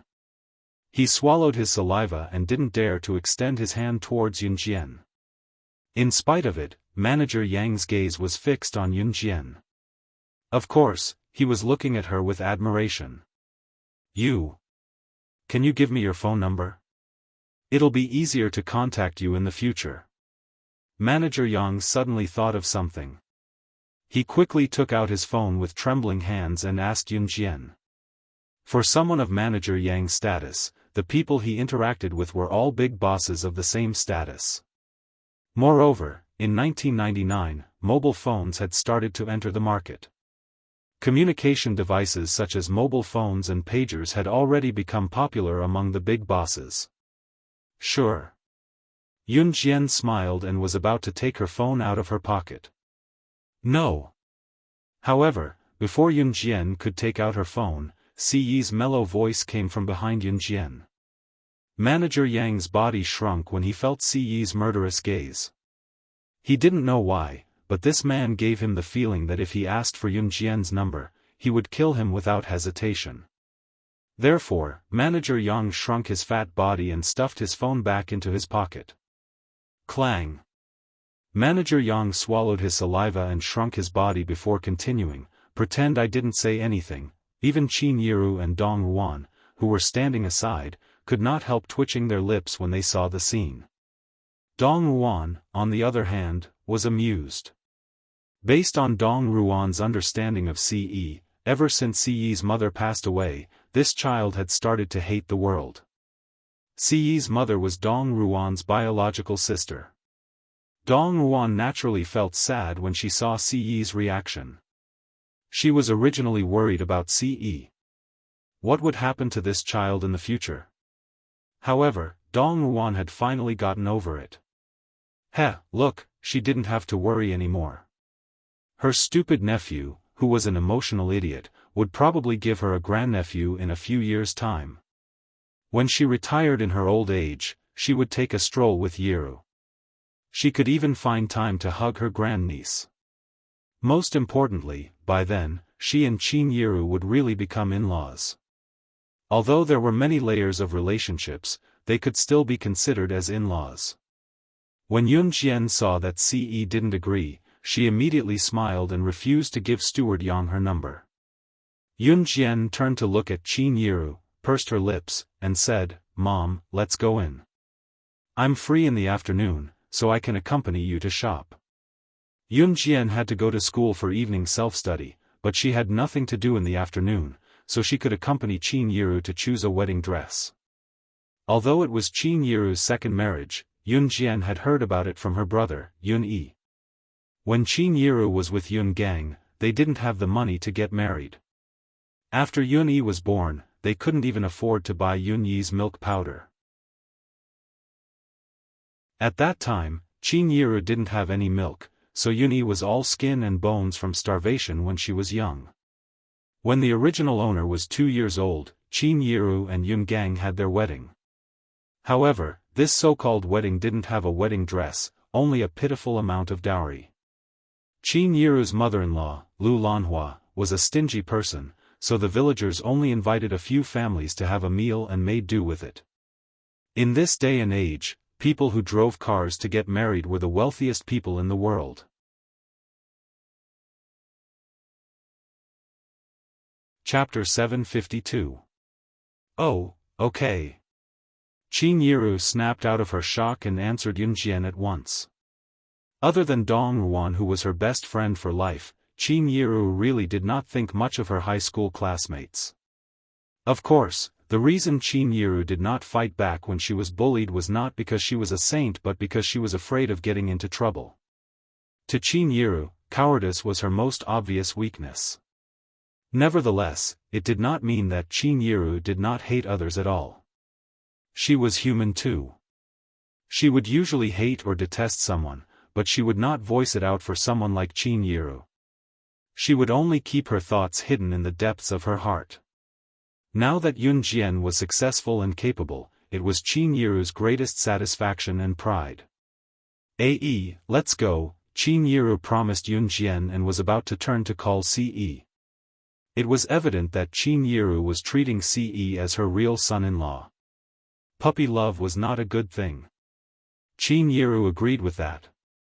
To Qin Yiru, if Xiao Jian and Xiao Yi met someone decent, Qin Yiru would not object. On the contrary, she would support them wholeheartedly. After all, Qin Yiru was someone who got married and got pregnant early. What she did was not considered puppy love. When she married Yun Gang, Qin Yiru had never fallen in love. Of course, it was not impossible that Qin Yiru had fantasized about Yun Gang for a period of time. Since what happened later, however, no matter how many fantasies Qin Yiru had, they were all gone now. It was fortunate that she was able to meet Officer Gu while she was still alive. Once she thought of Officer Ge's tolerance and like-minded personality, Qin Yiru looked forward to the days ahead. Yes, let's go. Ce agreed to Qin Yiru's request. Then, he smiled and grabbed Yun Jian's hand as they walked into the bridal shop named Jelly. Seeing this, Emosan wanted to follow in. Just as Qin Yiru and Dong Ruan were about to turn around and enter, a male voice rang out, "Wait." When they first heard this voice, Qin Yiru and Dong Ruan stopped in their tracks. Yun Jian sensed that Qin Yiru was not following them, so she tugged on Ce's hand and turned around. Shenzhong, who had been criticizing Qin Yiru along with Yang Whiting, called out to stop Qin Yiru and Dong Ruan. "Qin Yiru, Dong Ruan, it was my fault just now. I've wronged you. I hope you can forgive me." Shenzhong suddenly apologized. Then, he brought up the topic that everyone wanted to forget. "I thought you didn't want to hang out with us, that's why you said that. Now I know that you're here to buy a wedding dress, right? I've wronged you. I hope you can forgive me." Shenzhong's eyes darted around as he spoke. There was a reason for Shenzhong to show his weakness. Shenzhong had been unemployed for a while now. Now that he had offended the mother of the director of New Cruise, he felt that he was showing his weakness to Qin Yiru and Dong Ruan. Qin Yiru had a weak heart, and since they were classmates, it should not be difficult for Qin Yiru to ask her daughter to get him a job in New Cruise, right? Of course, Shenzhong's decision to suck up to Yun Jian meant that he had decided to fall out with Yang Whiting. As expected, even if Yang Whiting knew that Yun Jian was the director of New Cruise, she would not show her weakness. When Yang Whiting saw Shenzhong's sudden betrayal, she immediately shouted at him, "Shenzhong, what's the meaning of this? Didn't you agree?" Chapter 753. Agree to what? However, before everyone could hear the rest of Yang Whiting's words, Shenzhong had already threatened Yang Whiting, "You be *tch, don't speak in front of me. Do you believe that I won't expose your dirty secrets?" Yang Whiting and Shenzhong's words made everyone present bewildered. However, no one knew what was going on. Sure enough, when Yang Whiting heard that Shenzhong was going to expose her secret, her face instantly turned pale. When everyone present heard Yang Whiting and Shenzhong's conversation, they became even more suspicious. What other dirty secrets could there be? Could it be that Yang Whiting and Shenzhong had some other relationship? Yun Jian's eyebrows twitched as an undetectable glint flashed across her eyes. Ce, on the other hand, lifted the black watch on his wrist and glanced at it. His thick brows on his flawlessly handsome face frowned slightly. "It's 12:30 p.m. Time to go." Ce's inappropriate voice suddenly sounded. Yun Jian didn't want to talk to Yang Whiting and Shenzhong anymore, so she said to Qin Yiru, "Mom, don't worry about them. Let's go." "Okay." Qin Yiru remembered that she had to rush home to prepare dinner because Yun Jian had to go to school for self-study. Hence, she didn't want to waste any more time here. "Wait. Are you not going to forgive me?" Shenzhong panicked when he heard that Yun Jian and Ce were about to leave. However, Shenzhong was a person who knew how to adjust to the situation. He didn't ask Yun Jian, Ce, or Dong Ruan. Instead, he asked Qin Yiru directly. Shen Zhong had grasped Qin Yiru's personality.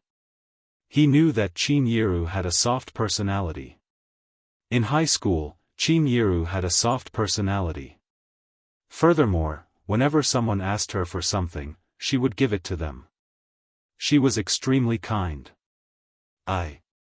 Qin Yiru panicked after being questioned by Shen Zhong. We have nothing to do with you. How can you forgive us? When Yun Jian saw Shen Zhong's expression, she knew that Shen Zhong definitely had something to ask of her. Hence, Yun Jian took over Qin Yiru's words and said to Shen Zhong. The meaning of Yun Jian's words could not be more obvious. Even if Yun Jian couldn't guess what Shen Zhong was thinking, she had a rough idea. Just by looking at Shen Zhong's appearance, Yun Jian knew that he definitely had something to ask of her. Or rather, he needed to use new crews. If a person like Shen Zhong was recruited into new crews, or even put in an important position, new crew's future would not last long. Mom, let's go. Yun Jian shook off Siyi's hand this time and walked over to pull Qin Yiru towards Jelly Bridal Boutique. Seeing Yun Jian and the rest walk into Jelly Bridal Boutique, Shen Zhong's wishful thinking was ruined. He looked on hatefully as Yun Jian's figure disappeared before him. However, there was nothing he could do about it. When Yang Whiting saw that Yun Jian and the rest had walked into Jelly Bridal Boutique, she instantly lost the intention to continue fooling around. Hence, she told everyone present, I suddenly feel unwell. I'll take my leave first, wait. Shen Zhong knew that he could no longer get into new crews. Hence, he turned around to please Yang Whiting.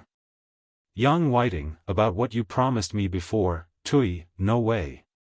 Yang Whiting was filled with anger when she recalled what Shen Zhong had done earlier.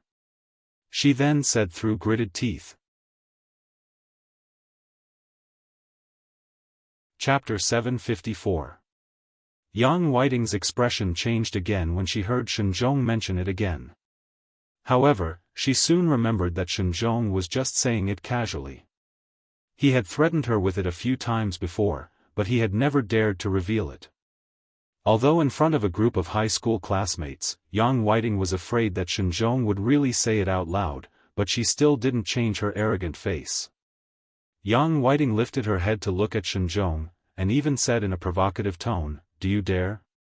If you do, I won't help you anymore. You motherf asterisk cur, do you think your husband's lousy company is of any use? Compared to new crews, your husband's plastic processing factory should shut down as soon as possible. Shen Zhong spat at Yang Whiting through clenched teeth when he heard her tone. The thought of Yang Whiting causing him to be unable to enter new crews made Shen Zhong even angrier. Shen Zhong thought that he was unable to enter new crews purely because he helped Yang Whiting to talk to Qin Yiru. It was all Yang Whiting's fault. As for Yang Whiting's husband's plastic processing factory, Shen Zhong did not want to enter new crews after he heard about it. Look at this. What's the use of this woman carrying a bag and wearing branded clothes?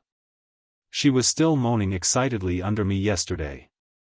Shen Zhong was so angry that his eyelids were rolling. Hence, he decided to go all out and reveal the whole thing. Yang Whiting did not expect Shen Zhong to really reveal the whole thing, especially in front of all her high school classmates. Yang Whiting's face was pale, but she reacted quickly. She shouted at Shen Zhong, You're spouting nonsense. Why would I be with a damn fatty like you? *CK, Yang Whiting, you have a mole on your left chest. You should know if I'm spouting nonsense or not. Shen Zhong cursed and turned to leave in a huff. In the end, Yang Whiting was the only one left to deal with the situation. Yang Whiting, I remember that you really do have a mole on your left chest. A high school classmate who used to be Yang Whiting's roommate said hesitantly. Everyone present understood what was going on when they heard that. Yang Whiting did have an affair with Shen Zhong, but Shen Zhong was so fat and ugly that Yang Whiting was actually forced. If there was a first time, there would be a second time. In the beginning, Shen Zhong even took photos. Later, Shen Zhong kept threatening Yang Whiting with the photos. Of course, Yang Whiting's secret would not have been exposed today if she had not brought a bunch of people to put on airs in front of Qin Yiru in the first place. As for how Yang Whiting was going to clean up the mess, it was all up to her. Yun Jian and the others had already entered Jelly Bridal shop. As soon as they walked into Jelly Bridal boutique, Qin Yiru mentioned that CE had really bought the Lianmei shopping center. After all, in Qin Yiru's opinion, it was fine for CE to be rich, but money shouldn't be spent so recklessly. Yiru, don't mind him. He's just like a child. Heh, he lacks everything but money. Dong Ruan told Qin Yiru. Dong Ruan then told Qin Yiru jokingly, "You've given your daughter to him.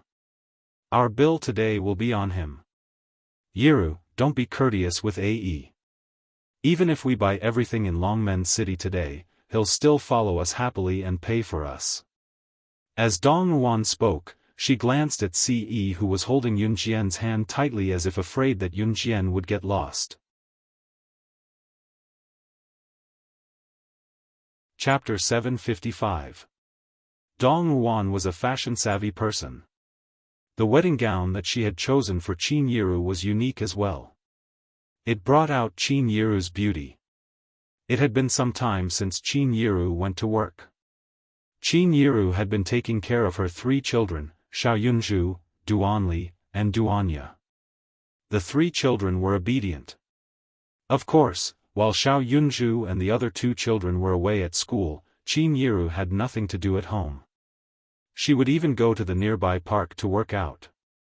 Moreover, Qin Yiru would appear punctually at the small park near the villa in the morning, noon, and night.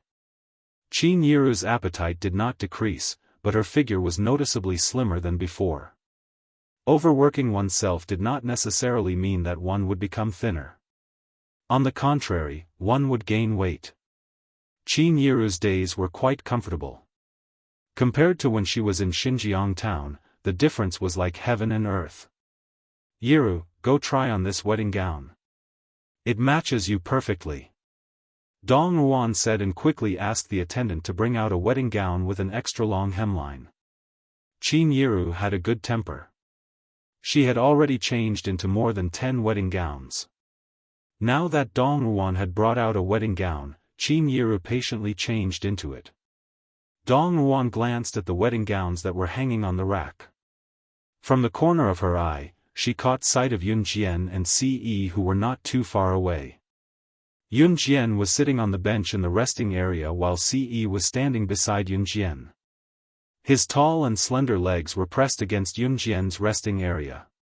His handsome face attracted the attention of many ladies who had entered the bridal shop to pick out their wedding gowns. Of course, CE's eyes were fixed on Yun Jian the entire time. Dong Ruan walked along the rows of neatly hung wedding gowns and stood in front of Yun Jian. Then, she happily stood in front of Yun Jian and placed a wedding gown in front of Yun Jian. "Xiao Jian, this wedding gown suits you. Do you want to try it on?" Yun Jian was sitting in the lounge and reading a newspaper when she heard Dong Ruan's words. Yun Jian raised her eyebrows. She looked up at Dong Ruan and pursed her lips slightly. "Me? Yeah, it doesn't cost anything to try. Besides, it might be your and AE's turn in less than 2 to 3 years. Dong Ruan said as she pulled Yun Jian to her feet. At the same time, she pushed Yun Jian into the changing room with a smile. Yun Jian had been sitting in the lounge waiting for Qin Yiru to give her comments after she changed into a wedding gown. She did not expect Dong Ruan to drag her to try on a wedding gown. Yun Jian tugged at the corners of her lips, but she eventually took the wedding gown that Dong Ruan had forcefully passed to her with a smile and entered the changing room. CE's dark eyes glinted before he turned his gaze to the changing room where Yun Jian was changing. Dong Ruan snickered behind CE at the sight. "This wedding gown is a little tight." Qin Yiru had already come out of the changing room. She shrank back and looked around before asking, "Where's Xiao Jian?" "I asked her to try on the wedding gown." "Heh heh." Dong Ruan giggled. Before Qin Yiru could react, the door to Yun Jian's changing room opened. Everyone's gaze turned to the door. Yun Jian was wearing a one-shoulder strapless wedding gown that did not reach the floor. The simple and crisp wedding gown was just like her, bright and dazzling. Yun Jian's fair skin paired with the pure white wedding gown made her look like an angel who had returned from heaven. It was so tempting that one could not wait to rub her into their body. Is it strange? Yun Jian asked when she saw that everyone was stunned. She looked down at the wedding gown she was wearing. Chapter 756. When Yun Jian came out, Ce did not react much, but it could be seen from his abrupt squint that he was taken aback. Yun Jian had a great figure. She had the best curves in all the right places. There was not a single bit of flesh missing from her body and not a single bit of excess in the places where there should not be flesh. Her slender yet voluptuous legs were covered by the hem of the wedding gown, but the gown's design was a one-shoulder spaghetti strap and a tube top. Yun Jian's ample bosom and her slim yet voluptuous arms were paired with her curvy waist and slightly perky bottom. Yun Jian was mesmerizing no matter how one looked at her. Even Mo-san, who had never been attracted to women, could not help taking a few more glances. It was only when he felt Ce's murderous glare that he realized that he was openly checking out his young mistress in front of the young master. Mo-san hurriedly averted his gaze. He even coughed to cover up his awkwardness at the moment. What's the rush, kid? Why are you buying a wedding gown so early? Dong Ruan came over and glared at Ce with a grin before holding Yun Jian's hand. I told you this wedding gown suits you. There was no need to mention how beautiful it was. Ha! Dong Ruan said and patted the back of Yun Jian's hand affectionately. Yun Jian looked back with a smile. My Xiao Jian looks good in anything, unlike me. My figure is already out of shape. Qin Yiru came over with a grin as well. So you have to work out well. You must look beautiful on our wedding day. Dong Ruan said with a grin. May I ask? It was then that a low male voice was heard. They turned their heads and saw a middle-aged man standing in front of them with a digital camera in his hand. The middle-aged man was slightly plump and wore a pair of round spectacles. He looked rather refined and cultured. When Qin Yiru saw the middle-aged man, she thought that he was here to ask for directions, so she replied. Excuse me, is this young lady your daughter? In terms of appearance, Yun Jian and Qin Yiru were quite similar. Therefore, the middle-aged man hung the digital camera in front of his chest and asked Qin Yiru. Qin Yiru was a little suspicious, but she still nodded. It's like this. I'm a talent scout from Baiguang Model Agency. My name is Zhao Zhengmin. I just happened to see your daughter's stunning beauty, so I want to hire her to our company. The man who claimed to be a talent scout, Zhao Zhengmin, said as he took out a business card from his pocket. Just as Zhao Zhengmin was about to pass the business card to Qin Yiru, Ce said decisively, she won't go. Ce was already taller than the average person. Zhao Zhengmin was about 1.75 meters tall, which was not considered short among men. However, compared to Ce, who was 1.85 meters tall, he had to raise his head slightly to look at him. Ce was shielding Yun Jian behind him with a slight frown. His unapproachable expression sent chills down one's spine. However, a talent scout like Zhao Zhengmin was used to seeing all kinds of people in the secular world. Although he was slightly stunned, he did not know who this man was. However, Zhao Zhengmin still passed the business card to Qin Yiru and said to Qin Yiru, our company is a legitimate company, and I'm responsible for attracting people with potential to our company. If you're interested. Zhao Zhengmin was indeed shocked by Yun Jian's shocked expression, but he completely ignored Ce's words. After all, Yun Jian was definitely a student at her age. Since she was a student, her mother would definitely be in charge of her company.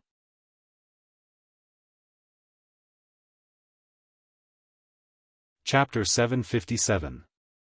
Was this Zhao Zhengmin courting death? Didn't he hear what I said? A murderous glint flashed across Siyi's eyes. Whenever he thought of Yun Jian's appearance being peeked at by outsiders, he would have the urge to kill the other party immediately. Zhao Zhengmin was so scared that his whole body almost trembled when he heard Siyi's voice. Siyi's voice was dignified and respectful, especially when he revealed his murderous intent. There were not many people in the world who could look him in the eye. Although Zhao Zhengmin was shocked, he quickly calmed down. As someone in Zhao Zhengmin's line of work, he had seen a lot of ups and downs. Moreover, Zhao Zhengmin had encountered someone who chased after him with a broom and beat him up before. Of course, Zhao Zhengmin's job was to discover new stars and find new models for his company or actors in the entertainment industry. This was his job and his goal. In order to achieve his goal, Zhao Zhengmin would do whatever it took. Zhao Zhengmin discovered Yun Jian because he wanted to take a digital camera into the bridal shop to film some daily activities. However, he did not expect to capture such a scene. A girl opened the door to the dressing room. At that moment, it was as if she was illuminated by a beam of light. Zhao Zhengmin felt like he had never seen such a beautiful scene in his life. Her graceful figure, coupled with the strapless and one-shoulder wedding gown, made her every move seem like a fairyland. It was even more beautiful than the scenery in fairyland. Zhao Zhengmin was completely mesmerized. That was why he wanted to rope Yun Jian into his company. Can you seriously consider it? If you join our company, you will have a bright future. For example, if you intern at our company for a few years, we can arrange for you to debut. You can also enter the entertainment industry. Perhaps the entertainment industry is not popular yet, but nowadays, movies and TV series are gradually becoming popular. I believe that in a few years, movies and TV series will be popular all over the country. And I really don't want to miss out on a talent like your daughter, so, in 1999, acting in movies and TV series was not as popular as it was now. On the contrary, when the profession of acting in movies or TV series was first introduced, acting was still a very dishonorable profession. At that time, people still called actors and actresses. In ancient times, actors and actresses were never respected. Of course, in the later period, the social status of actors changed dramatically in people's daily lives. In 1999, every household had yet to be able to afford a television. However, a talent scout like Zhao Zhengmin could only coax little girls. Of course, if it was a legitimate talent scout or a legitimate company, it would be fine. Ce didn't even want to explain herself to Zhao Zhengmin, who kept pestering her. Courting death? I'll fulfill your wish. Mo-sen, Ce pursed his lips and looked at Yun Jian, but his words were directed at Mo. Senator Mo-sen received the order and was about to make a move. No. Let's talk it out, don't fight here. Qin Yiru knew Ce's temper, but fighting here would affect the others. Qin Yiru was kind-hearted, so she stopped her. As soon as Qin Yiru stopped her, Mo-sen immediately stopped. This was the future mother-in-law of the young master. How could he dare to offend her? However, Qin Yiru had already turned to look at Zhao Zhengmin and said apologetically, I just want my child to live a peaceful life, so I'm sorry. At the same time, thank you for your praise of my child. Qin Yiru didn't want Yun Jian to be a model or enter the entertainment industry. Chapter 758. Yun Jian kept quiet because she knew that Qin Yiru and Ce would reject the offer on her behalf. Yun Jian had no intention of entering the entertainment industry either. Slaying God, the top secret agent in the international secret agent ranking, was going to compete with the big shots in showbiz? If word got out and Yun Jian's old friends heard about it, wouldn't they be laughing their heads off? Zhao Zhengmin panicked when he heard that.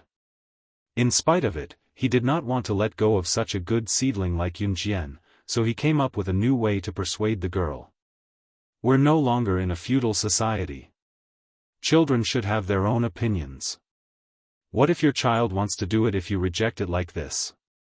Aren't you going to ask for her opinion? As he spoke, Zhao Zhengmin looked at Yun Jian. It was obvious that Zhao Zhengmin had completely forgotten what Ce had said just now. Perhaps to Zhao Zhengmin, Ce was scary, but he would do anything to achieve his goal for his job. Moreover, although people nowadays thought that actors were just entertainers and were at the bottom of society, this was not the case for children. Nowadays, the new generation of young people had already regarded some actors as their idols. However, there were also people from the older generation who looked down on actors. Therefore, Zhao Zhengmin thought that Qin Yiru might not know, but a young student like Yun Jian should know, right? After all, it was such a great opportunity that some people did not even have the chance to enter the entertainment industry. Qin Yiru knew what Yun Jian was thinking, but since Zhao Zhengmin asked, Qin Yiru asked Yun Jian a question out of courtesy. Xiao Jian, go ahead, Qin Yiru told Yun Jian. After Qin Yiru shifted her gaze to Yun Jian, the rest of the group shifted their gaze to Yun Jian as well. Zhao Zhengmin was brimming with confidence. After all, youngsters nowadays who were slightly attractive wanted to enter the entertainment industry. On the other hand, the older generation ostracized actors. To put it bluntly, a talent scout like Zhao Zhengmin was looking for such a pure and innocent girl. Young girls who didn't know anything were their targets. They were the ones who were easily deceived. After all, one could become an idol and dazzle in the entertainment industry. Zhao Zhengmin had taken advantage of this to trick many innocent girls. Zhao Zhengmin did not believe that a girl as pretty as Yun Jian would not want to enter the entertainment industry. I don't want to. These two simple words summed up his decision. Yun Jian's reply killed Zhao Zhengmin's idea. Ah, okay. Zhao Zhengmin appeared to be very disappointed. Before Zhao Zhengmin could finish his words, however, Ce's hand was already holding Yun Jian's hand as they went to the changing room. Ae, where are you going? Qin Yiru stuck her head out to ask. To change, Ce glanced at Yun Jian's wedding gown and replied to Qin Yiru. It was because of this wedding gown that they got into trouble, so he wanted her to change out of it. Her beauty was only for him to see. This child.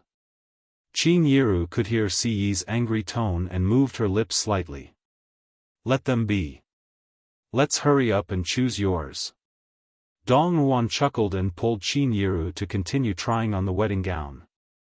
Zhao Zhengmin, who stood where he was, watched Ce pull Yun Jian into the changing room with his own eyes, completely ignoring it. Zhao Zhengmin clenched his fists in an unnoticeable spot and gritted his teeth in hatred. Neither he nor his company would let go of such a beauty. He would absolutely not stop.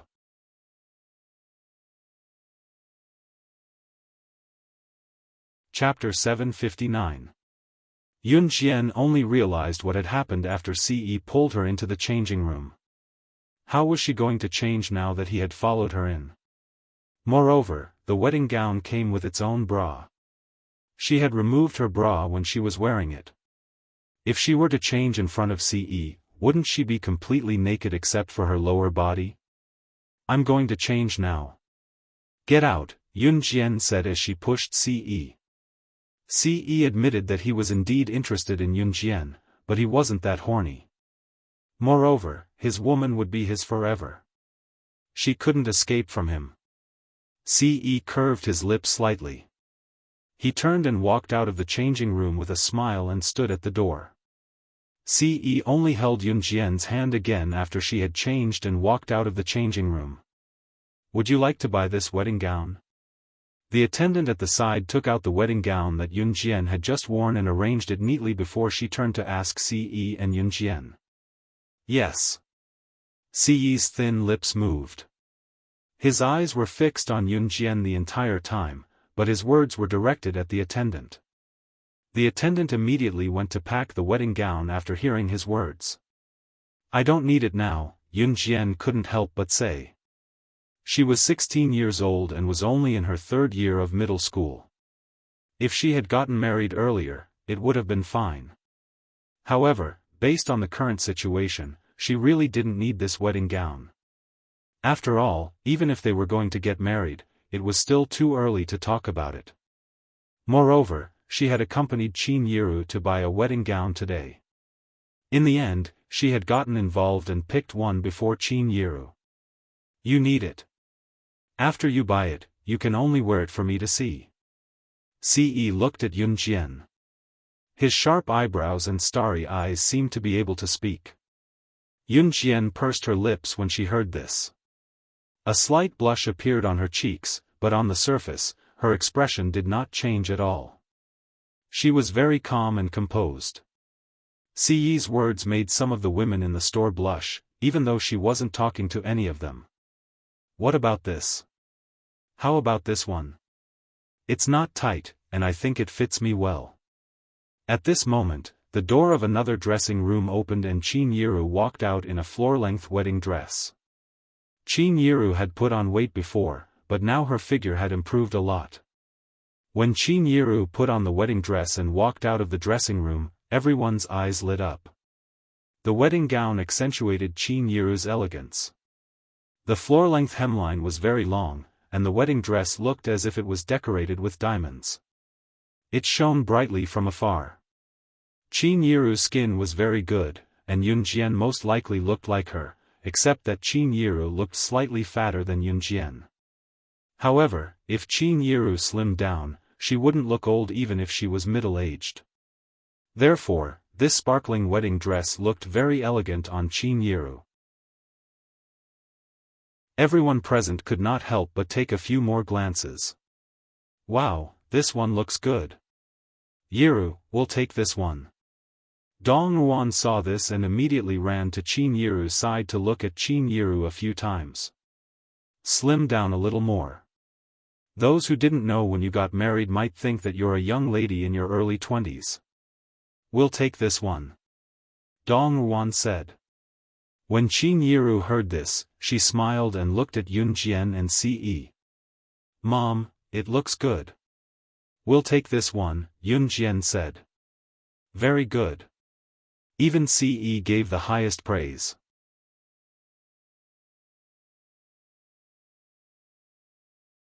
Chapter 760.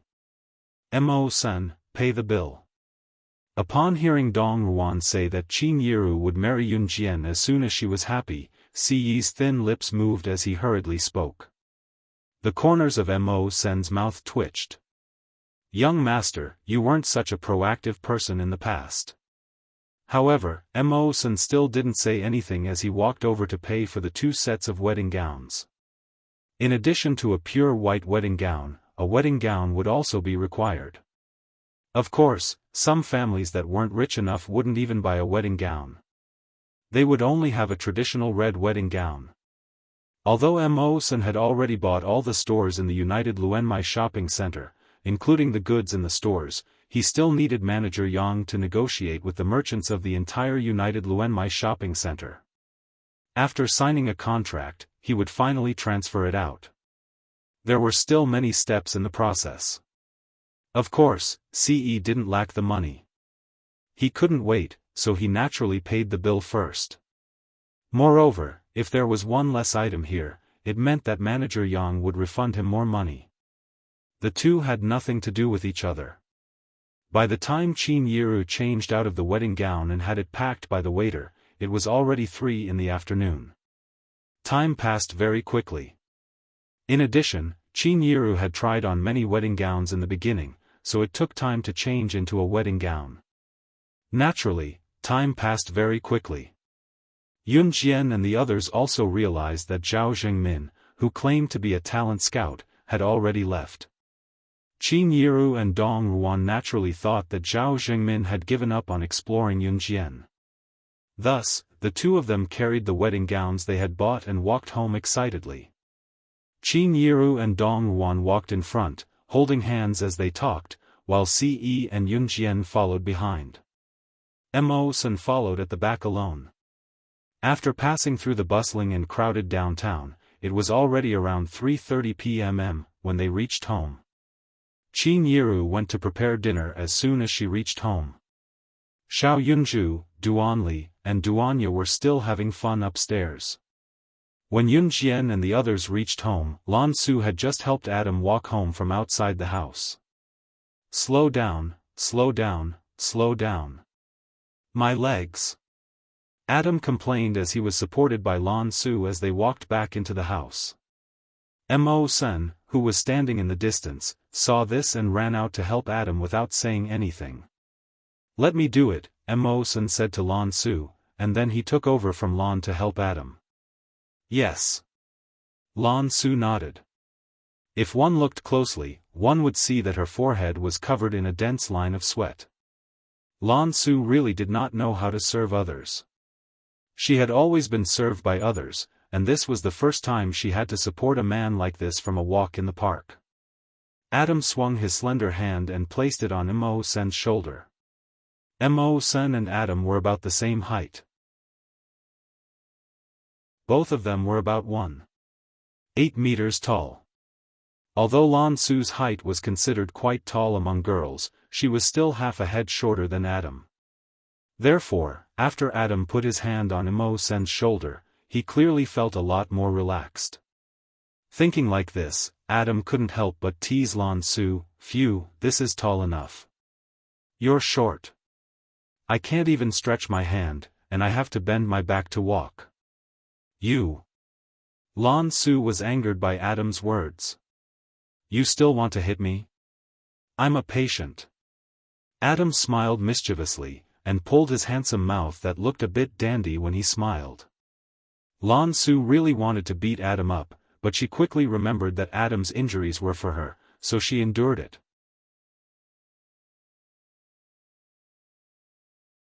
Chapter 761. Yun Jian could not help curling her lips at the sight.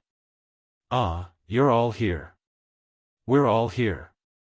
Just as Adam limped into the room with his hand on Mawson's shoulder, a mature and steady male voice suddenly rang out. Yun Jian turned to look and saw Gu Junjian entering the house before he could even change out of his military uniform. "I heard that you guys bought wedding gowns. How was it? Did you find anything you like?" Gu Junjian asked as he removed his jacket and placed it on the stool beside the dining table. "I bought it for Yiru. It's on the sofa. Take a look. I picked it out for Yiru. Yiru looks gorgeous in it." Dong Ruan was acquainted with Gu Junjian because of Qin Yiru. Although they didn't have a good relationship, Dong Ruan still joked with Gu Junjian. "Okay, let me take a look," Gu Junjian replied and took out the wedding gown on the stool. "Xiao Jian, you're going to self-study tonight. Come eat first," Qin Yiru beckoned Yun Jian. "Wash your hands. There are still 2 dishes left." "Let's wait at the table," Qin Yiru said with a wide grin. "Sure, we're waiting for the chef. Don't make us wait too long." Dong Ruan replied to Qin Yiru with a grin. By the time Qin Yiru served the remaining 2 dishes, everyone was already seated around the table. "The marriage application I submitted to the higher-ups last time has been approved," Gu Junjian said as he ate his rice. Although she knew that the marriage application was bound to be approved, Qin Yiru could not help exclaiming in delight, "Really?" Gu Junjian nodded and said, "I'm going to treat my comrades to dinner next Saturday. Xiao Yi will be there too." Yun Yi was from the high school and usually went home once a week. He would definitely be home on Saturday night. When they heard that Gu Junjian was going to treat them to a meal, everyone expressed their silent approval. "Next Saturday? I'm going back to work next Saturday. I wish you all good food and drinks." Dong Ruan immediately said. Qin Yiru also expressed that it was a pity that Dong Ruan could not come. However, knowing that Dong Ruan was usually busy, Qin Yiru felt relieved. As he spoke, Gu Junjian suddenly thought of something. He turned around and said to Qin Yiru, who was sitting next to him, "I applied for leave tomorrow. Tomorrow, I can take you to prepare for the wedding." "Okay." Qin Yiru's smile widened when she heard this. Yun Jian sat to the side and occasionally chatted with Xiao Yunju, Duanli, and Duanya. Meanwhile, Ce sat next to Yunjian and silently put food in Yunjian's bowl. Yunjian also ate all the food that Ce put in her bowl. It was almost 4:30 p.m. when Yunjian finished all the food in her bowl. "Mom, I'm going to school." Yunjian stood up and said to Qin Yiru. "I'll send her off." Ce also put down her bowl and chopsticks. Yunjian ran upstairs and took her bag downstairs. Ce lazily put one hand in his pocket and walked out with Yunjian. Since it was still early and the villa was not far from school, Yunjian and Ce walked there. "Let me do it." As soon as they walked out of the villa, Ce took Yunjian's bag and helped her to carry it. Yunjian did not refuse. Her bag was not heavy. When they reached the school gate, Ce returned her bag and said very ambiguously, "I'll wait for you to come back tonight." "Okay." Yunjian smiled and took her bag. Ce's appearance attracted the attention of many passing girls. However, Ce did not stop at any other girl except for Yunjian. After Ce left, Yunjian put on her bag and planned to walk into school.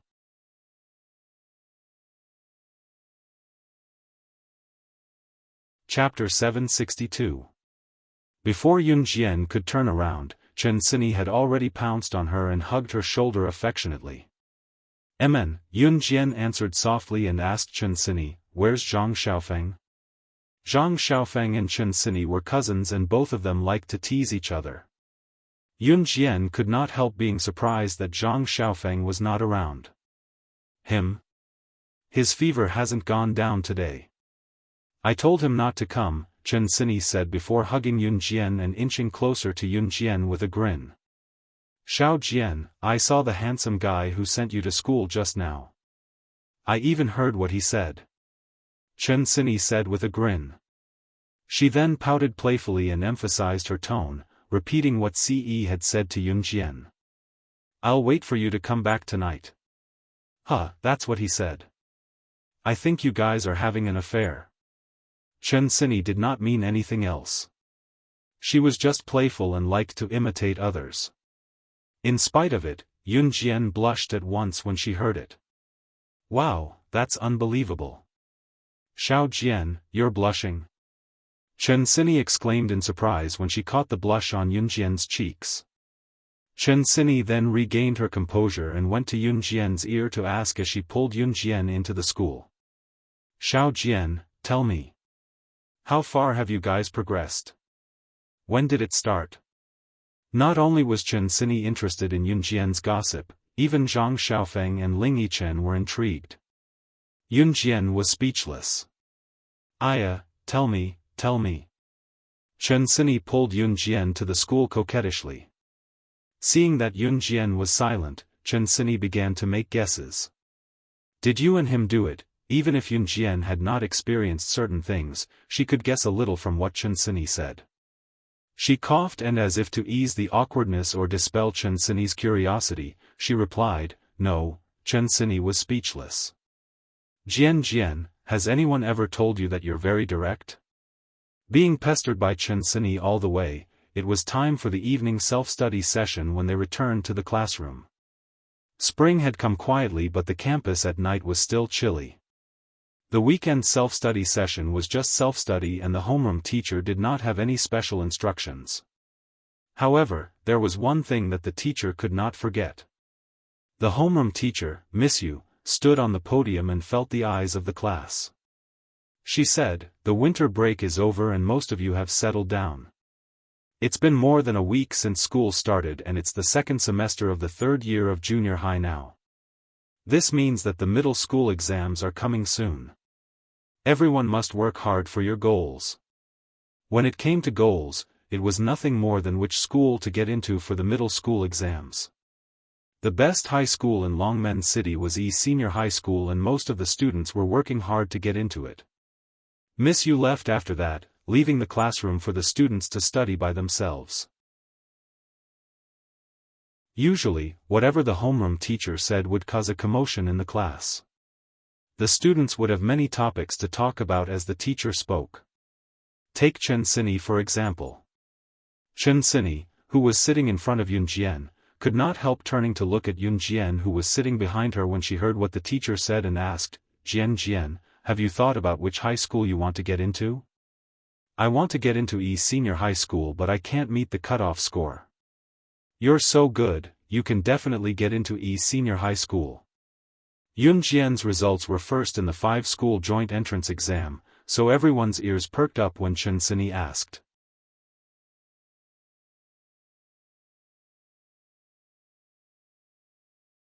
The boys were summoned to the military academy. The girls were recruited to become air stewardesses in the future. In 1999, ordinary people could not afford to fly. If they went to military school, they would be assigned jobs after graduation. Therefore, these 2 schools were undoubtedly the places that the students in the class yearned for. However, there were only a few people in the entire Dragon Gate No. 1 high school who could be selected. Pfft, Chen Sini, why are you so confident that she can get into the military academy?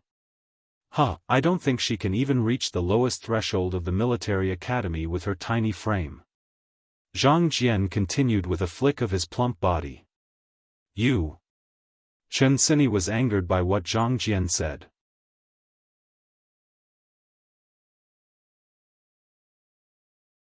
Chapter 764. After this male voice was heard, everyone present was a little stunned. They then turned around to see a figure appear at the back door of the classroom. Zhang Xiaofan was holding onto the door frame at the back of the classroom. Everyone was stunned when they saw Zhang Xiaofan appear out of nowhere.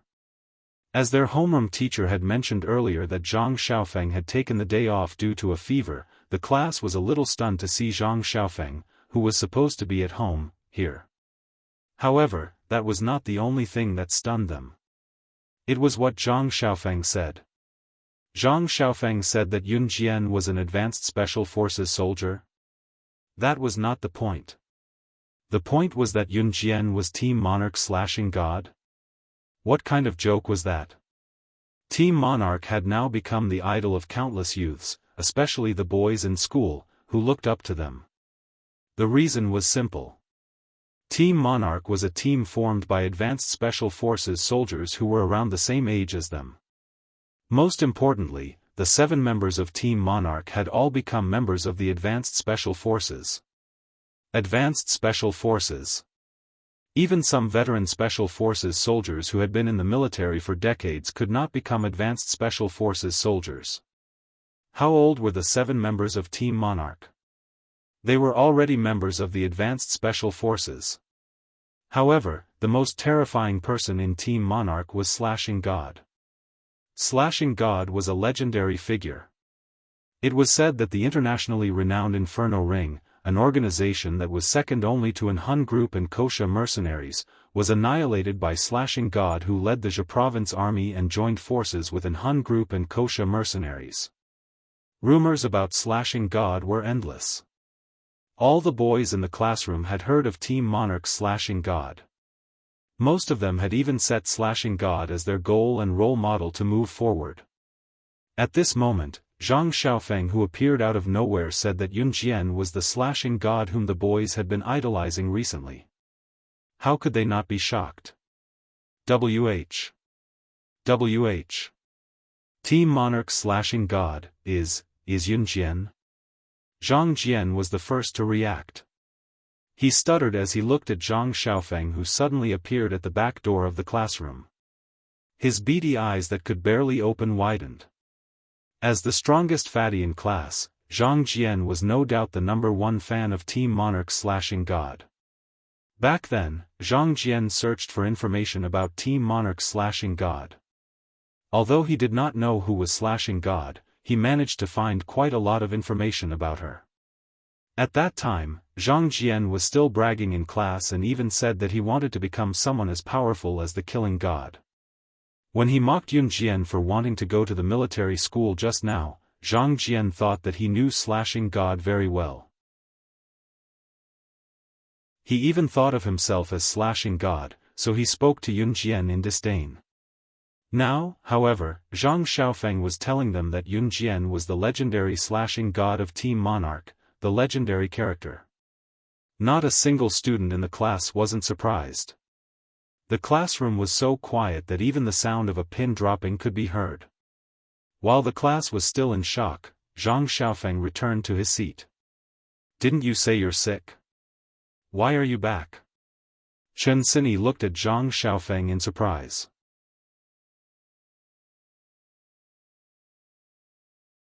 Chapter 765. Good job.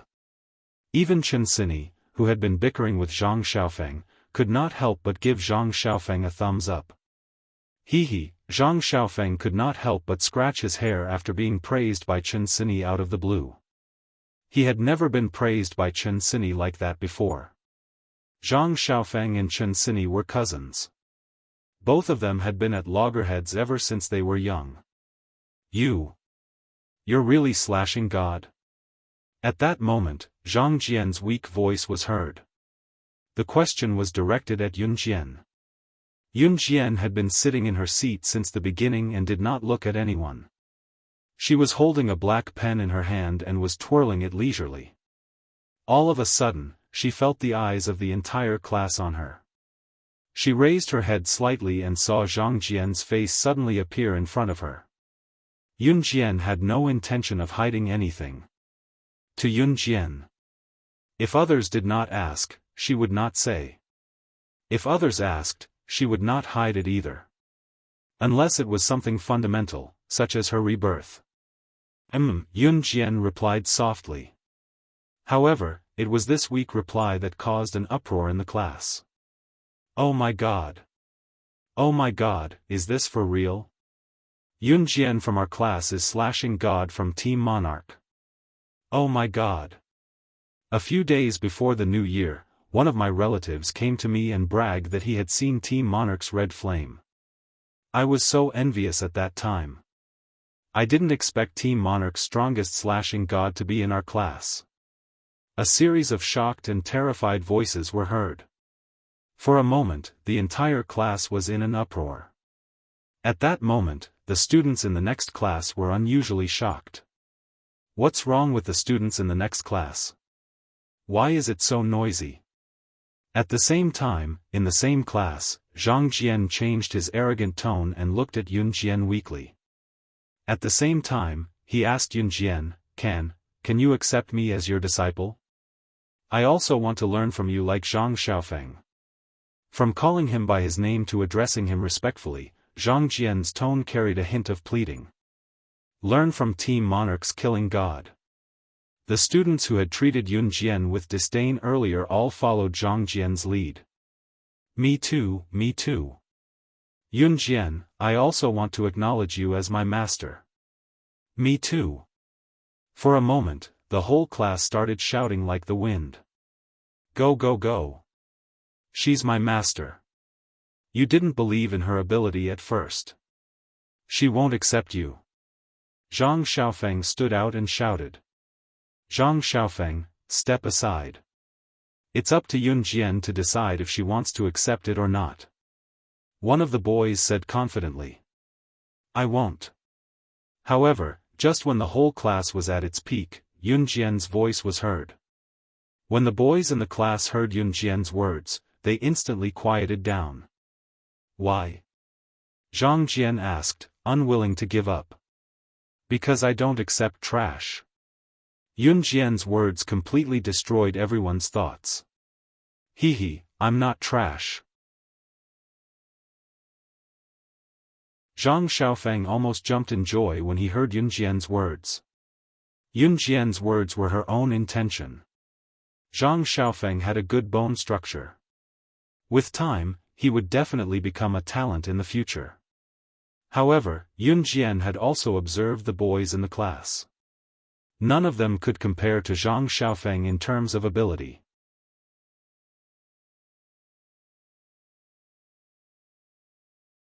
Chapter 766. As expected, the students in the class were hurt by Yun Jian's words. Yun Jian's trash was a direct blow to the boys in the class. Although most of the boys in the class idolized Yun Jian, they would not give in when their idol called them trash. "We're trash. Yun Jian, you're amazing, but you can't call us trash. Even if we're trash to you, what about Zhang Xiaofeng? Zhang Xiaofeng can't even beat Zhang Jian. If you ask me, he's even more trash than Zhang Jian, so why did you take him as your disciple instead of Zhang Jian?" One of the boys said righteously. Following that, many of the boys started to chime in. "That's right. If we're trash, then Zhang Xiaofeng should be even more trash.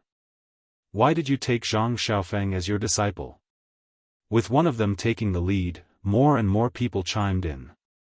It was not just the school, but the entire society as well. "If I can't have it, then you can't have it either." Zhang Xiaofeng becoming Yun Jian's disciple might not have felt anything about it before. However, after knowing that Yun Jian was Team Monarch / God, all the students in the class wanted to be Yun Jian's disciple. If they could not have it, then the students in the class would do everything they could to make sure that Zhang Xiaofeng would not have it either. "All of you." Chen Xinyi was enraged by the clamoring boys in the class. She bit her lip and wanted to speak up for Zhang Xiaofeng, but she realized that she had nothing to say. Zhang Xiaofeng gritted his teeth.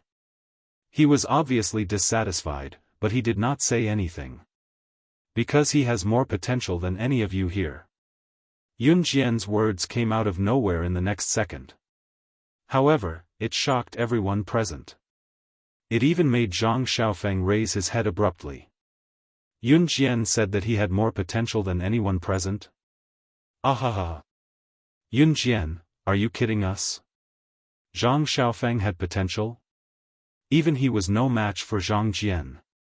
During the first few days of the first semester of the third year of junior high school, he had tried to be brave and challenged Zhang Jian to a duel. He had been beaten up by Zhang Jian. "You even said that he has great potential. Are you kidding us?" Another boy in the class laughed and joked, but what he said was the truth. This group of boys laughed and talked, but the words that came out of their mouths were also poking at Zhang Xiaofeng's weakness. It forced Zhang Xiaofeng to lower his head. When Zhang Xiaofeng had just started school in the third year of junior high, he had indeed challenged Zhang Jian to a duel. Zhang Xiaofeng had learned some taekwondo, but that day, he was beaten to the ground by Zhang Jian with brute force. It was even treated as a joke and spread throughout the school. Chen Xinyi was also present at that time. She knew that this matter had always been a sore point for Zhang Xiaofeng, so she looked at Zhang Xiaofeng worriedly. In order to show off his sturdiness, Zhang Jian lifted his buttock slightly from the bench and hammered his chest with his strong arms. Then, Zhang Jian said to Yun Jian, "If you don't want to accept trash, then accept me as your disciple. As for Zhang Xiaofeng, he has no ability. Just don't accept him." Yun Jian narrowed her eyes and curled her lips into a smile under everyone's gazes.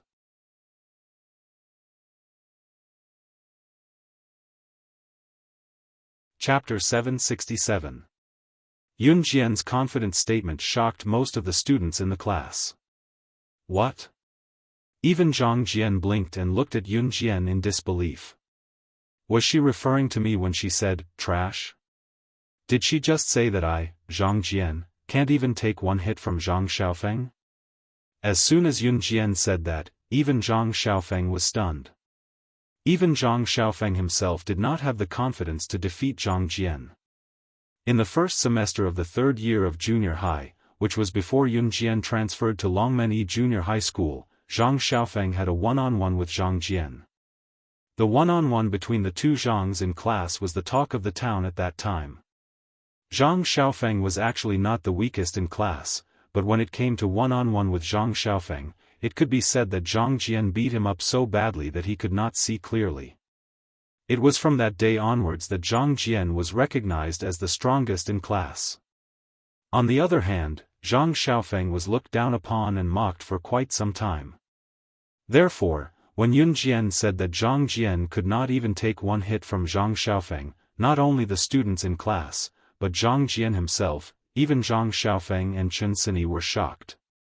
Zhang Jian could not even take one hit from Zhang Xiaofan? What kind of joke was that? Zhang Jian was widely recognized as the strongest man. Moreover, everyone knew that a fight was a competition of strength. Whoever had the most strength would win. Was Yun Jian not spouting nonsense? You don't believe me? Yun Jian asked flippantly. Her tone made those who heard her shudder. Yun Jian, if you say that you can beat me up, I have to admit that you're Team Monarch/God. But if you say that someone like Zhang Xiaofan can defeat me, I can still force myself to believe it because he has your guidance. He'll be able to defeat me one day. But you said that I can't even take one hit from Zhang Xiaofan? Heh, what a joke. If I'm really defeated by Zhang Xiaofan in one hit, I might as well acknowledge Zhang Xiaofan as my master. Zhang Jian said defiantly. His tone was filled with disbelief towards Zhang Xiaofan. In fact, Zhang Jian had defeated Zhang Xiaofan with brute force back then. It was indeed a breeze. Therefore, he would rather die than admit that he could not defeat Zhang Xiaofan. Unless he really couldn't take a single blow from Zhang Xiaofan. Are you serious? Yun Jian asked with a raised brow. Yun Jian's sudden question stunned Zhang Jian for 2 seconds.